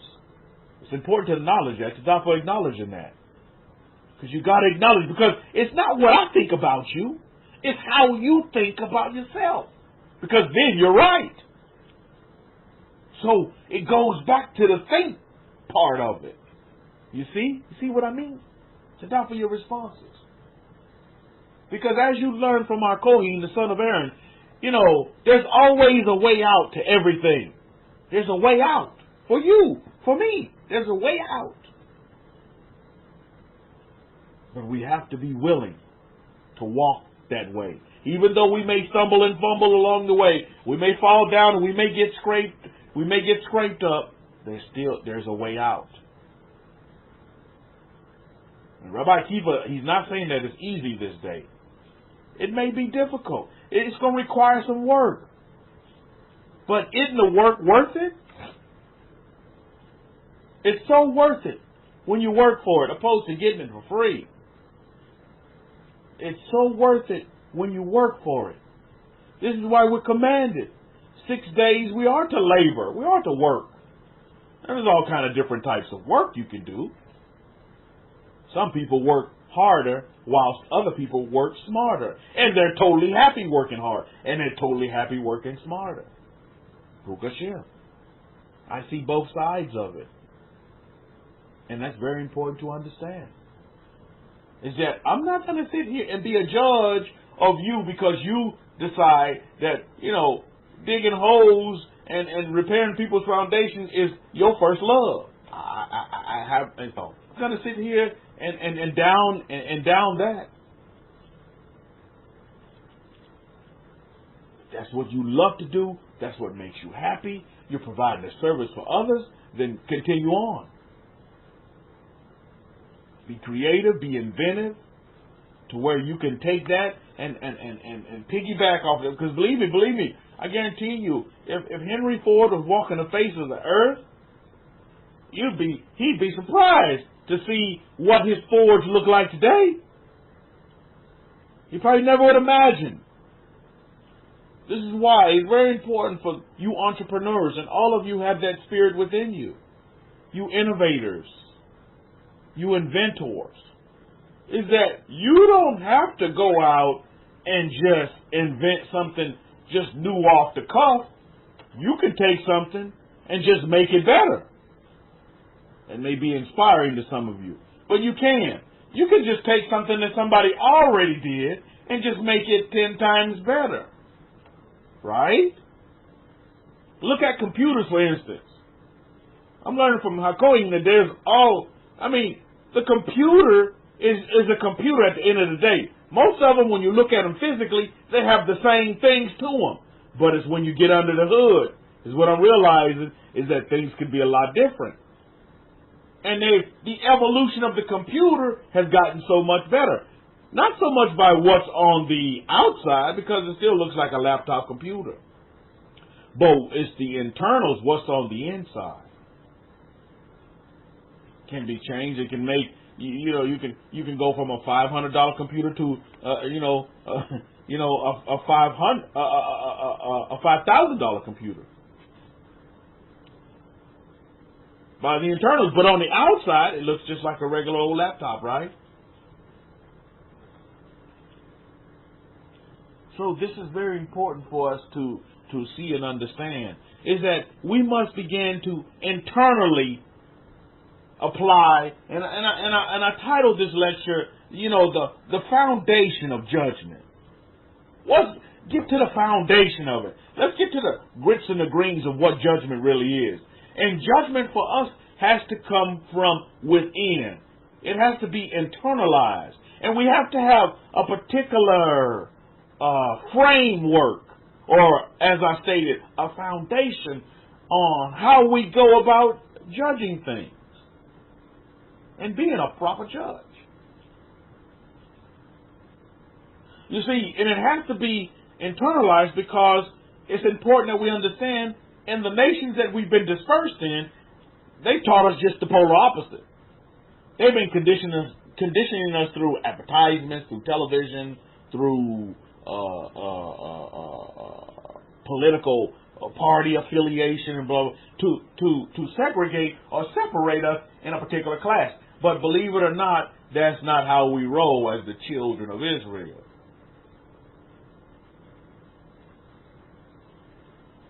You see, because our perfect law tops all. It tops election fever. It tops Democrat and Republican, because it's based upon you making a decision on, and believe me, I'm so far from politics, it's crazy. And if you ask Sarkozy, I can tell you right now, he's neither Democrat or Republican. So what is that telling you? What is that telling you about us?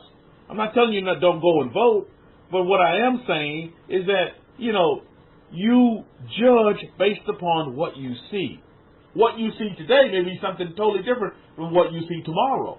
So you have to base judgment upon that and make a decision based upon right and just judgment. You see? That's what's important. Not by, well, I'm pressured to go this way because I'm a Republican, or I'm pressured to go this way because I'm a Democrat, or I'm pressured to go this way because Black Lives Matter. You see, all of these, you see how they'll set up all of these different, groups to make you fit in somewhere. And that's not what we're about as the children of Israel. We've been dispersed and scattered to the whole world, to be a light to the whole world. Not to just the Democrats, not to just the Republicans, not to just the Labor Party, not to just the Liberal Party. No, but to all peoples. Judgment should be based upon people, not party. It should be based upon the person. What do you see in that person? When you found your significant other, what did you use to, what judgments did you use to base that decision that, you know what, I'm going to put this woman, or I'm going to take this man for my Ish, I'm going to take this woman for my Aisha? Was it based, did you do a background check on their political affiliation? No, you base it upon the actions. Oh, she brought me tea. Oh, she sewed a hole in my sock. Oh, she just cooks an awesome meal. Oh, she don't know how to cook, but I'm an awesome cook, and I'm going to teach her how to cook. And we're going to use this time to, to even bond even better.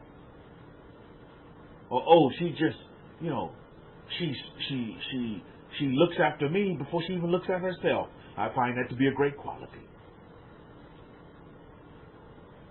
So it's very important that, when we look at judgment, when we look at being judges, is that we all are in some levels.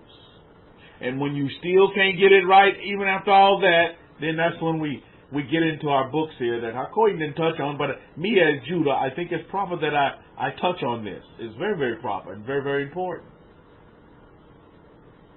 Because, and from the way I see things, everybody can say that they're right in their own sight. Because their rightness is not based upon a standard or a foundation. They can just say, I'm right. This guy that shot this baby and paralyzed him from the waist down, he could say, from the neck down, he could say, oh, I'm right. I was right to shoot that baby. Because I was so angry. Maybe I was angry at my girlfriend, and I said, I'm going to hit her where it hurts. I'm going to take away what she, and so I shot her baby. So I figured I was right. Maybe she didn't make the tacos the way I wanted them. So I got angry. And I took out my aggression on that little baby and I shot him and I was right. Maybe next time she'll make tacos properly. There's people that think like that. There's a lot of abuse that's going on in the world for a lot lesser things than making a taco. There's a lot of physical abuse, emotional abuse.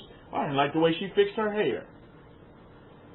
World over, this is happening, Ms. Bob. Not just here in sunny San Antonio, it's happening all over the world. Abuses have taken place. And when you get to the meat and potatoes of abuse, you know what it is?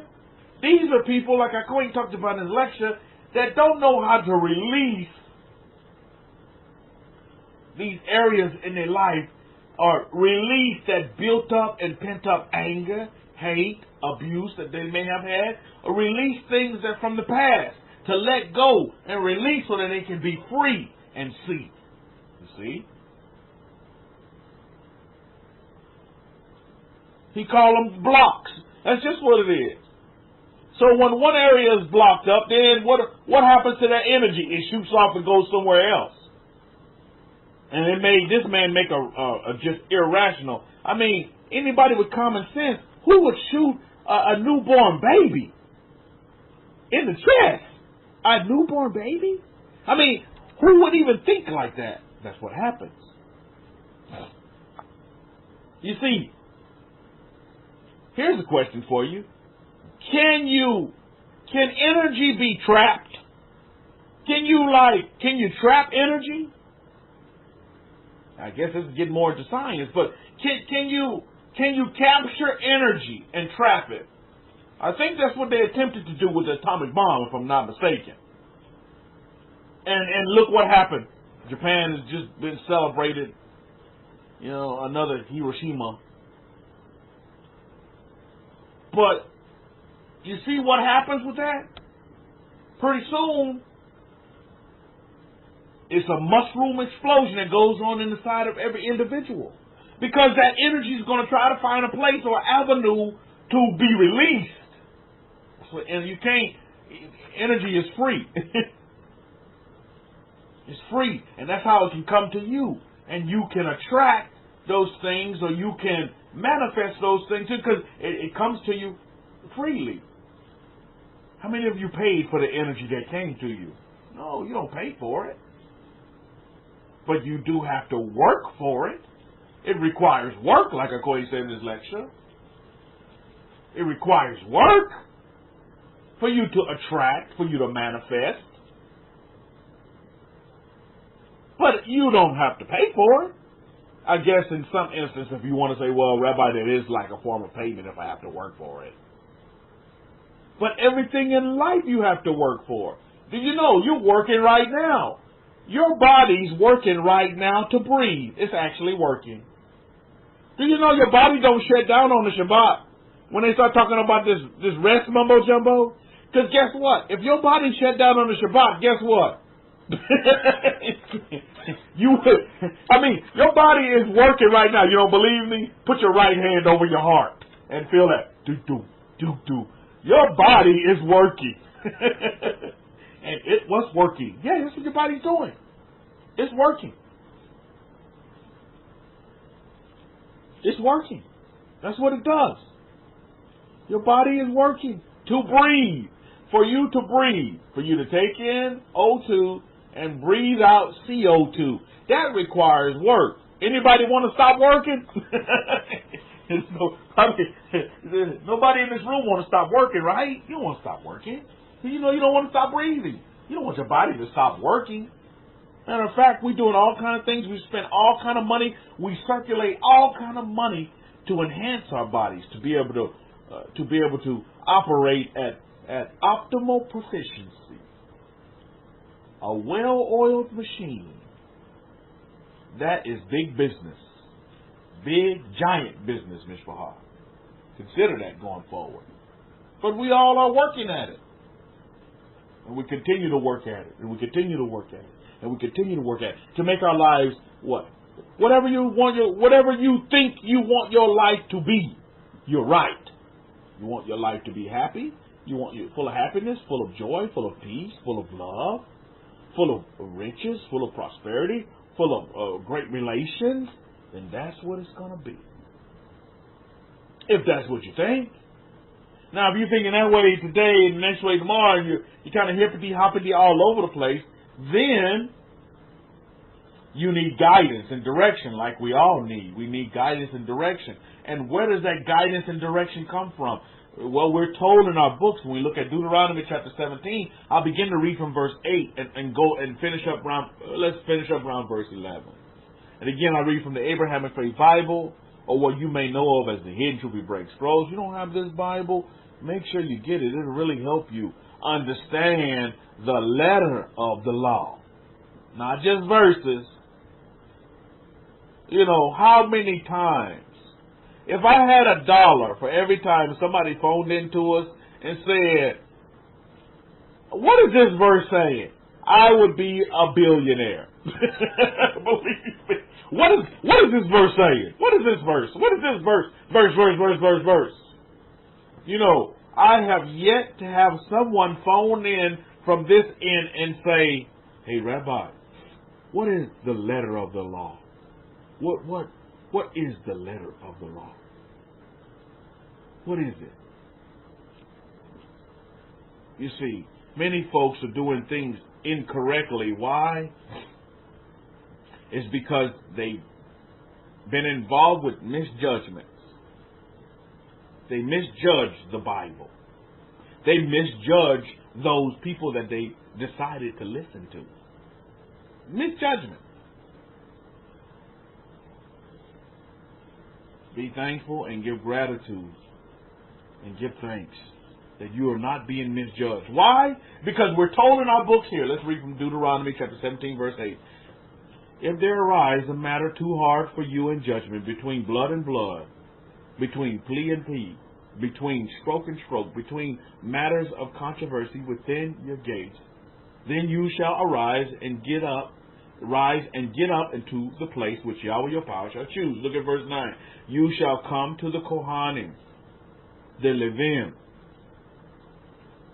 and to the judge that shall be in those days, and inquire, and they shall show you the sentence of judgment, and they shall show you the letter of the law. They shall show you, not the verse, but you're going to get the letter of the law. If you with the Kohanim, the Levim, in those days. What does that tell us? That in every generation there's a what? There's a judge. There's a Kohen there to give you guidance, instruction, and direction. And at the end of the verse 9 there of Deuteronomy chapter 17, and they shall show you the sentence of judgment. Because, as I stated earlier, Ms. Baha, some people make a lot of misjudgments. How many of you are guilty of that at one time or another? Making some misjudgments. And they go down this rabbit hole of misjudgment after misjudgment after misjudgment. You got to get to a point to where you're fed up with misjudging things. And say, well, What do I need to change so I'm just not continue to misjudge things? Here's where the change comes in, you listening via YouTube. Number one is that you have to go to a judge. You must go to a judge so that you can get proper judgment. Because let's face it, majority of society today don't know how to judge. They just ready to hop into some kind of affiliation, get in somebody's group, Republican, Democrats, blah, blah, blah, Black Lives Matter, All Lives Matter, blah, blah, blah, Christian Church, Catholic Church, blah, blah, blah. Do you see? It's just a wormhole full of different selections that you can use. And guess what? They allow these people to judge for them. Oh, we'll do the judging for you. Don't think for yourself. Don't judge for yourself. We'll do that for you. What does that create? An individual that don't know nothing about nothing. Because every other word out of their mouth, and you hear it, students of nature, is, well, pastor said. Well, pastor said. Well, mama said. Well, grandmama said. Well, what do you say? Well, and for most folks, they say, well, I really don't allow myself to have any say. Because they've been conditioned to let other people say for them. Be careful. And you know how our books describe this? It describes it this way. Like sheep led to a slaughter. You just following along. And let other people think for you. Let other people walk for you. Let other people do all these things for you. Instead of you standing up and judging self and saying, okay, I need to be my own judge. I need to stand on my own 2 feet. And yet in these religions they'll tell you, yeah, you wait on your judgment. Your judgment is gonna come when you stand before the Creator and be judged. Till then, do what you want. Do what you feel good. And yet they don't even understand it. They hold the keys to whatever they think they want. Whatever they think they desire for themselves. And judgment staring them in the face and saying, well, judge yourself. What do you like? What do you choose for yourself? Why are you asking me? What should I like? Or how should I be? How do you want to be? Who do you want to marry? Don't ask me, who should I marry? Who do you want to marry? Don't ask me, what kind of car should I drive? What kind of car do you want to drive? You see? The onus has to be put back on self. But you won't understand these things if you don't have the Kohanim, the Levim, in our days that will show you the sentence of judgment. Look at verse 10. And you shall do according to the sentence which they of that place which Yahweh shall choose to show you, and you shall observe to do according to all that they inform you. How many of you have gotten great information from the son of Aaron, HaKohen, Rabbi Simon out there? How many of you have gotten just invaluable information that is helping you move from strength to strength to strength to strength? Has anybody got any information from the Kohanim that has brought them from weakness to weakness and from weakness to more weakness? I mean, come on, we got to put it out there. You see, I have to leave, as a judge, I have to leave both avenues open. You can't just be one-sided here. You see, because if you're a Republican, you're one-sided. If you're a Democrat, you're just one side. So this is why I would encourage you all to stay, like we've always been teaching here, and Akoin has always taught us to be neutral. And then sit back and make your judgments based upon, the physical evidence on the ground. Ask yourself, is your life better today than it was 4 years ago? I mean, it's just that simple. Has nothing to do with, oh, well, I'm a Democrat, oh, well, I'm a Republican, oh, well, I'm a liberal, oh, well, I'm a socialist, blah, blah, blah, and blah, blah, blah. People around the world are standing up and saying the same thing. China, is my life better than it was 10 years ago? Philippines, is my life better than it was 10 years ago? Ukraine, is my life better than it was 10 years ago? Israel, is my life better than it was 10 years ago? They trying to oust Netanyahu as well. So, again, because they asked this question, has my life been better?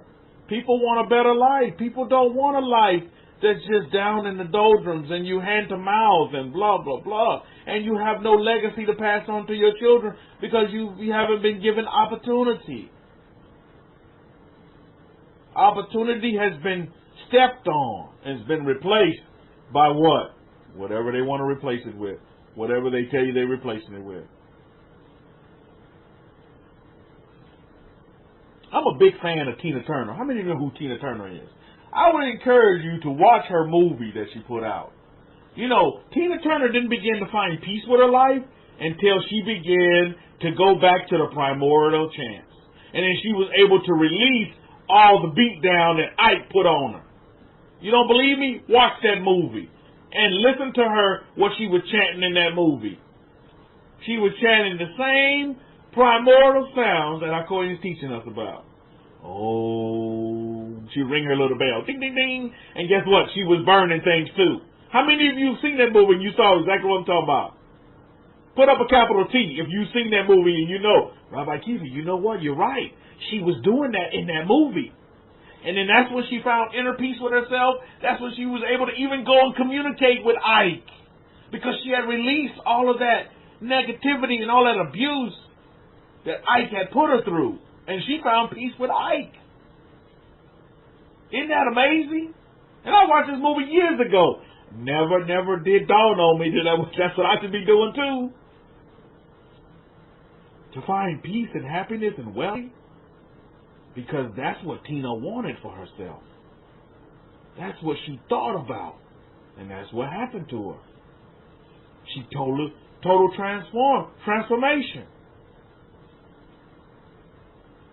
Then she realized also that she could fight back too. She began to kick Ike's butt. She said, no, I'm not going to take this abuse. I'm going to dish some of this abuse out, right? She began to fight back. She got scrappy. Learn from Tina Turner. She is also what? Very wealthy, right? You see? Yeah, up in the limo, right, Elliot? I came out battered and bruised. It's a good movie to watch. She had a lot she had to release. She couldn't blame Ike. She had to do it from within herself. And when she was able to take care of herself, her relation with Ike got better. Well, she could deal with him and not be in fear of him. She definitely didn't fear him no more. She wasn't afraid of him. But she forgave him. Even though Ike maybe never came and asked for forgiveness the way, she wanted to, she forgave. And that was just good enough for her.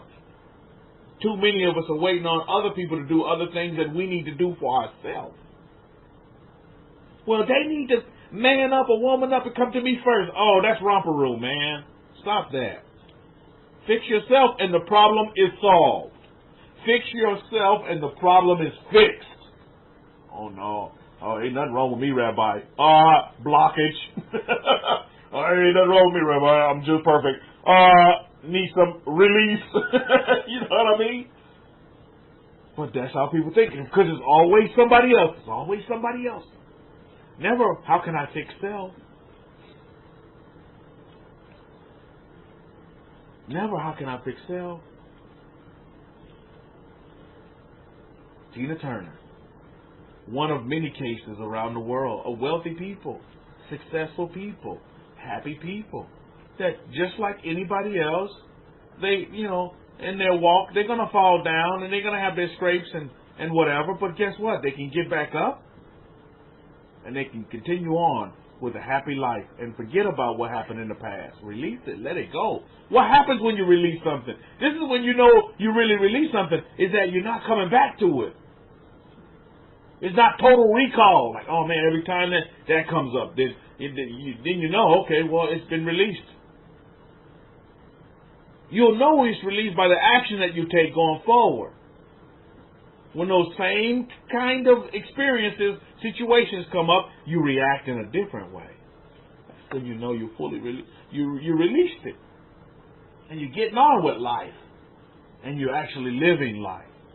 Many folks have life, but how many folks are living life? Think about that one for a minute.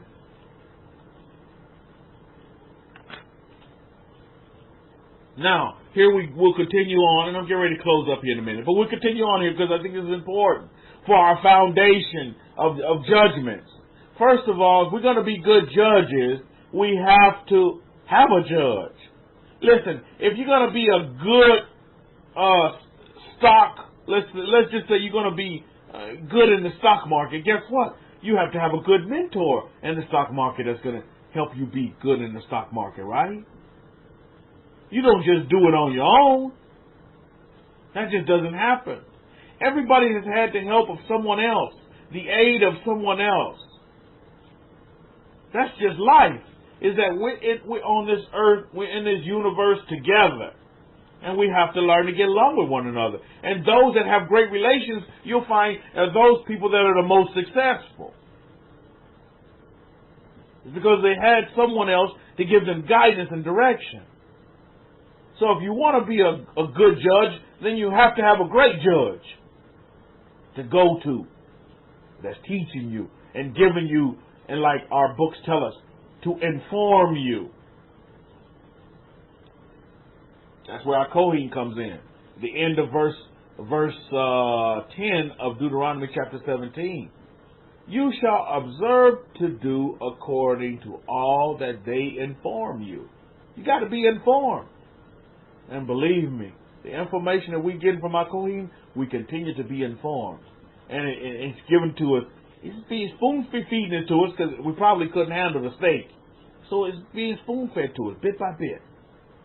A little bit and a little bit will make a lot, right? Little bit by little bit, little bit by little bit. Look at Deuteronomy chapter 17, verse 11. According to the sentence of the Torah, which they shall teach you. Now, the judgment has to come from the sentence of the Torah. How many nations is that going on? If you really want to be judged, because look, we're talking about perfect law judgment here. We're talking about perfect law.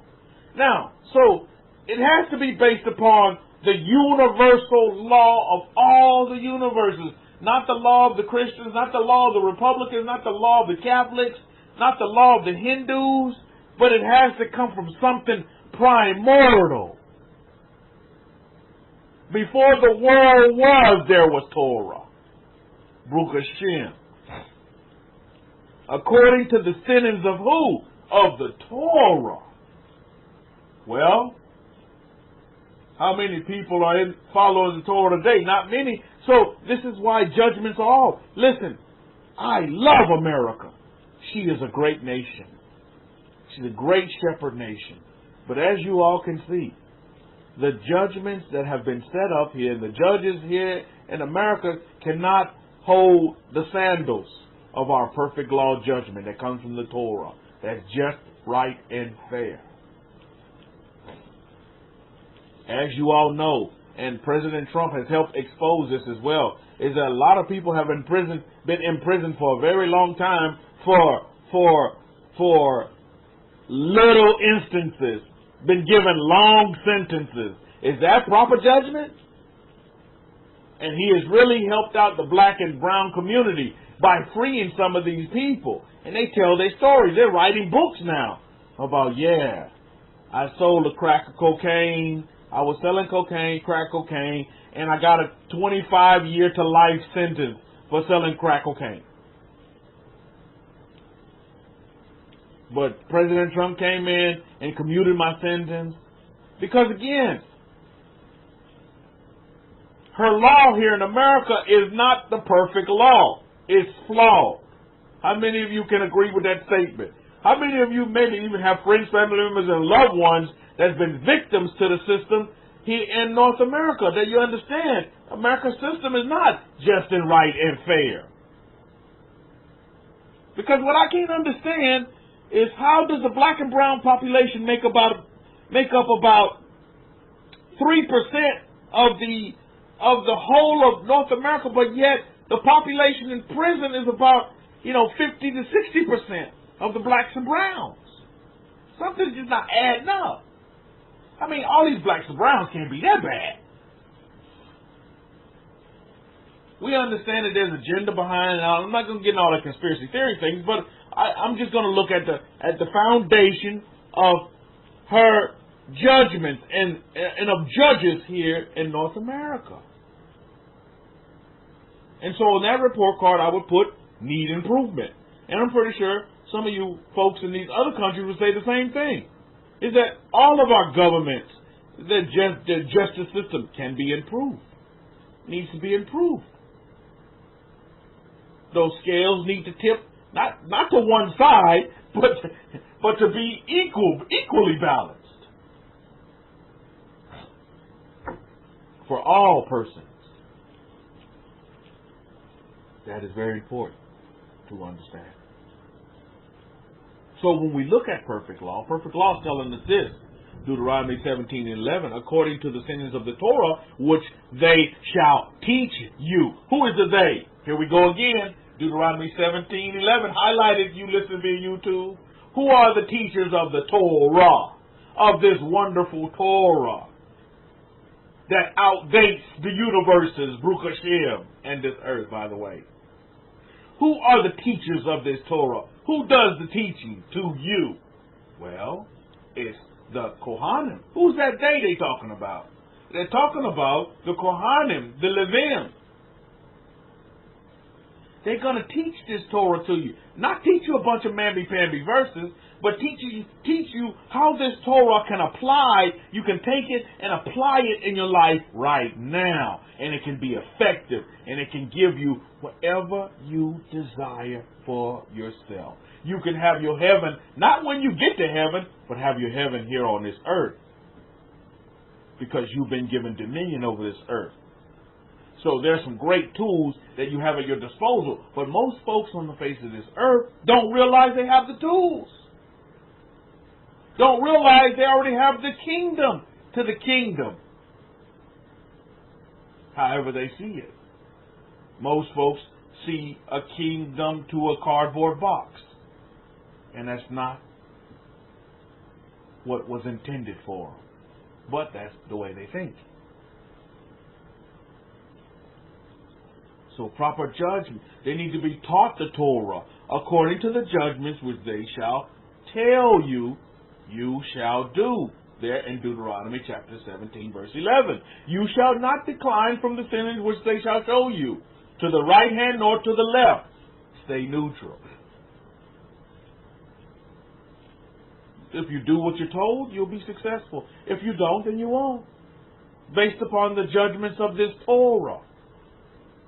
Going through the proper channels, the foundation of judgment is Torah. The foundation of the Torah and the teaching of the Torah are the Kohanim, of the Levim, the Kohanim, the priesthood, the sons of Aaron. That's it. Cut and dry.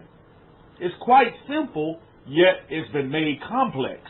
And it's been changed. It's been rearranged.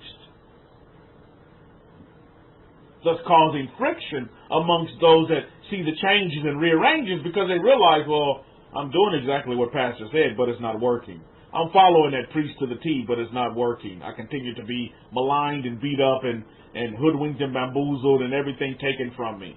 It's because they have changed a lot of things. They haven't stayed primordial. They wanted to go modern with it, with our ancient ways of living, with our forever ways.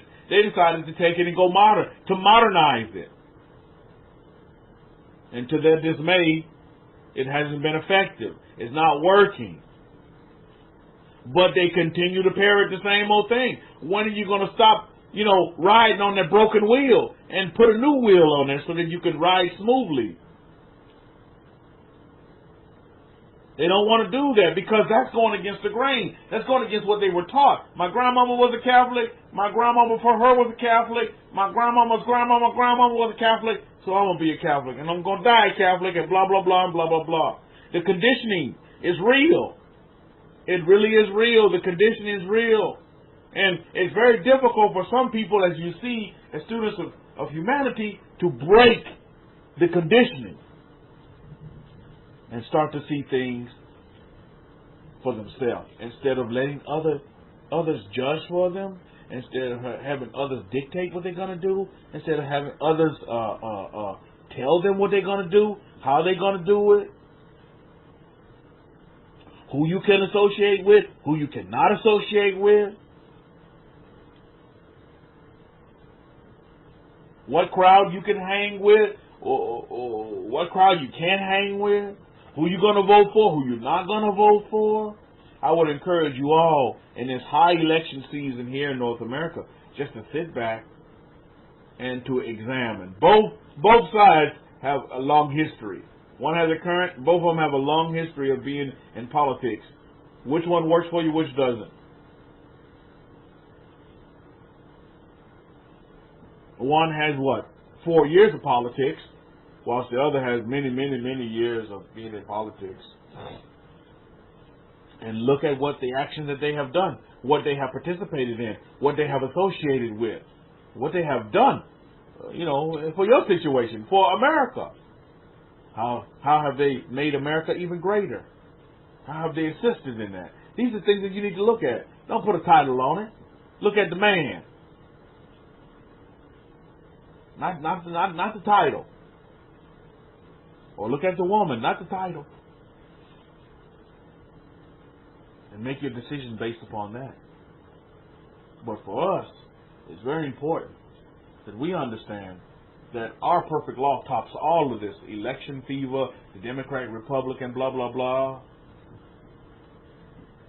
Our perfect law, way of doing things according to the Torah, according to the sentence of the Torah, is just and fair. And the foundation of judgment starts there. For us, it may not be for everyone. And you'll see, everyone's judgments are not based upon the justice that comes from the Torah. I've litigated this out. I've spent a lot of money. I've circulated money in this area to where I was standing up for the Torah in a non-Torah, or let's just say a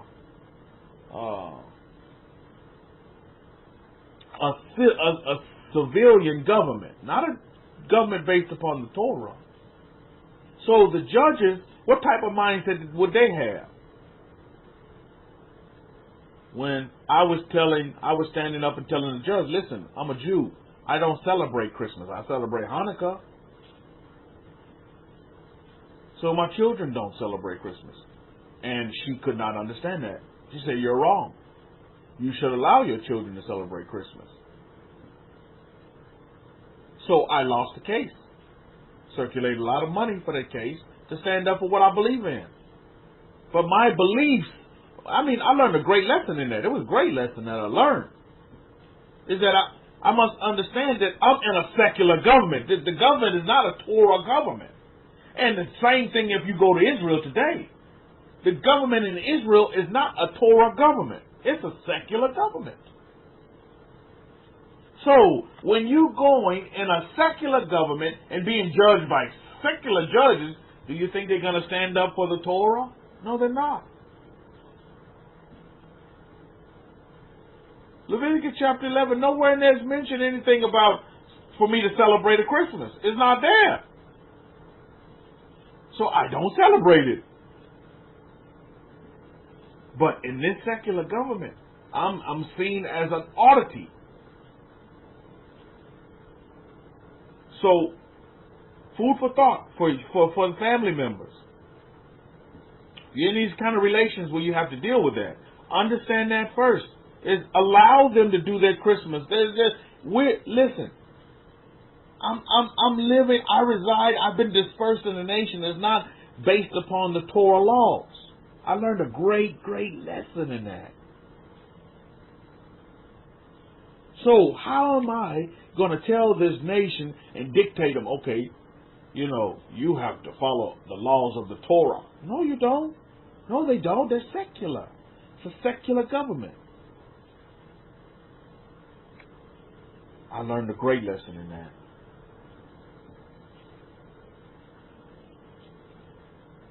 Also, that I should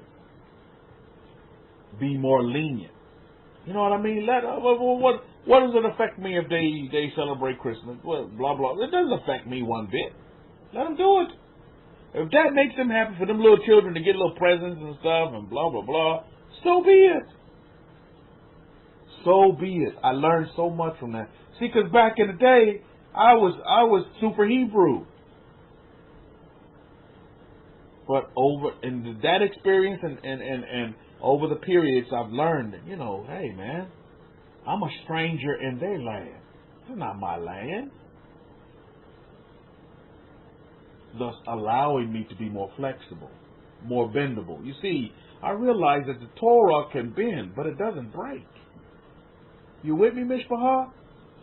My desire is that this helps some of you in your relations. Torah can bend, it doesn't break. That man, that woman doesn't have to do everything that you want them to do. It's bendable. Do they love you? Do they take care of you? Do they make you happy?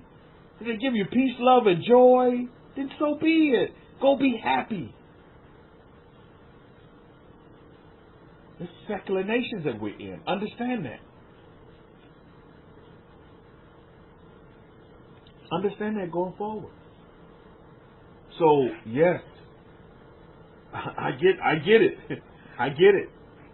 And for the majority of us, we are in secular nations. We're not in Israel, which is another secular nation as well. They're not upholding the Torah in one way, form, shape, or fashion. They're not. It's a holy land, and that's where it stops. You know what I mean? That's just what we're dealing with. So we must understand that as strangers. And what I keep reminding myself of as well, just like our books reminds me of as well, is remember one time your forefathers were slaves. So I can't anticipate these judges in these secular nations to have the understanding like I understand. Because they're enslaved to their section. They studied their secular government's laws. They haven't studied the perfect law. So I must be lenient. I must leave room. Don't be so tight. I know I must leave room.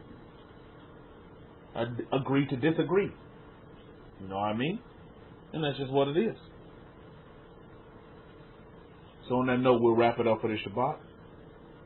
My desire is that this lecture has been beneficial to you, to give you some aha moments, or just to compound on what you already have and what you're already doing,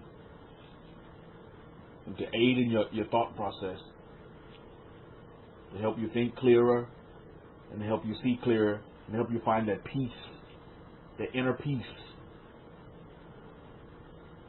Because we're not here to fight these nations. We're here to be a light to these nations. We're not here to fight them. Torah doesn't have to fight. Torah just is. We just do our Torah, and we respect these nations and their secular governments and how they operate. Whilst at the same time, we demonstrate that different perspective. Others will gravitate to that different perspective we have, whilst others will run away from it. And that's just what you're going to get at the end of the day. If I can sum up all of our relations, that's what it is. We find those that's going to gravitate towards us, and we find those that's going to run away from us, based upon the actions that we do. Some folks are going to find us very strange. All this chanting and what these goo gaga stuff you're saying, they're going to find that strange. You leave them to it. Remember, we're in a secular nation. That's just what it is, Mishpah. And we continue to roll on from strength to strength, whilst others may be in confusion, maybe in depression, maybe in a disaster, we're going to move from strength to strength. And people will see that. They'll be like, wow, what's different between you and me? It's the governments that we cling to. That's the biggest difference. It's the government. And our government is our Torah government, our perfect law. That surpasses all these laws. So that's what we'll do. We'll continue to move from strength to strength to strength, with the guidance of our Kohen that's been placed for this time, for us now, to give us assistance and guidance and direction. That's what it is. So my desire is that you all have a great 6 days of labor ahead. And remember what Henry Ford said. He said, whether you think you can or you can't, you're right. Baruch Hashem. And I know everyone in this room, you think you can. So you are right. And if you think you can, then you're right too. Baruch Hashem. So on that note, we're going to wrap it up for this Shabbat. A great 6 days of labor ahead to you over there, and across the pond, across the many waters, across the many rivers, across the many oceans. And let's keep it moving. Let's keep moving and doing and meeting our marks and our desires that we want for ourselves, and make this world the better place that it is, because we're in this world. Baruch Hashem. Shabbat Shalom, and Shalom to you all, Mishpah. If you have any questions, please, this is the forum. You can open them up now. If not, we'll close up the room. Today for that, Rabbi Kefa.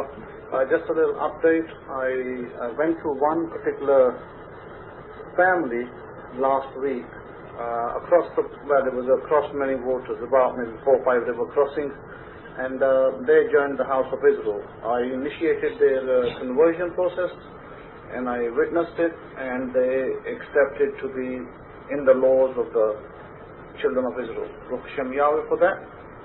And I left them with instructions on what to do next. Other than that, yesterday, it may come as a surprise to you, that yesterday, the trumpets, just on my travels, I was traveling to a house east, and I happened to stop there in the evening, and I looked at the moon. It was like the sliver of the new moon, and I thought, that's it, this is the festival.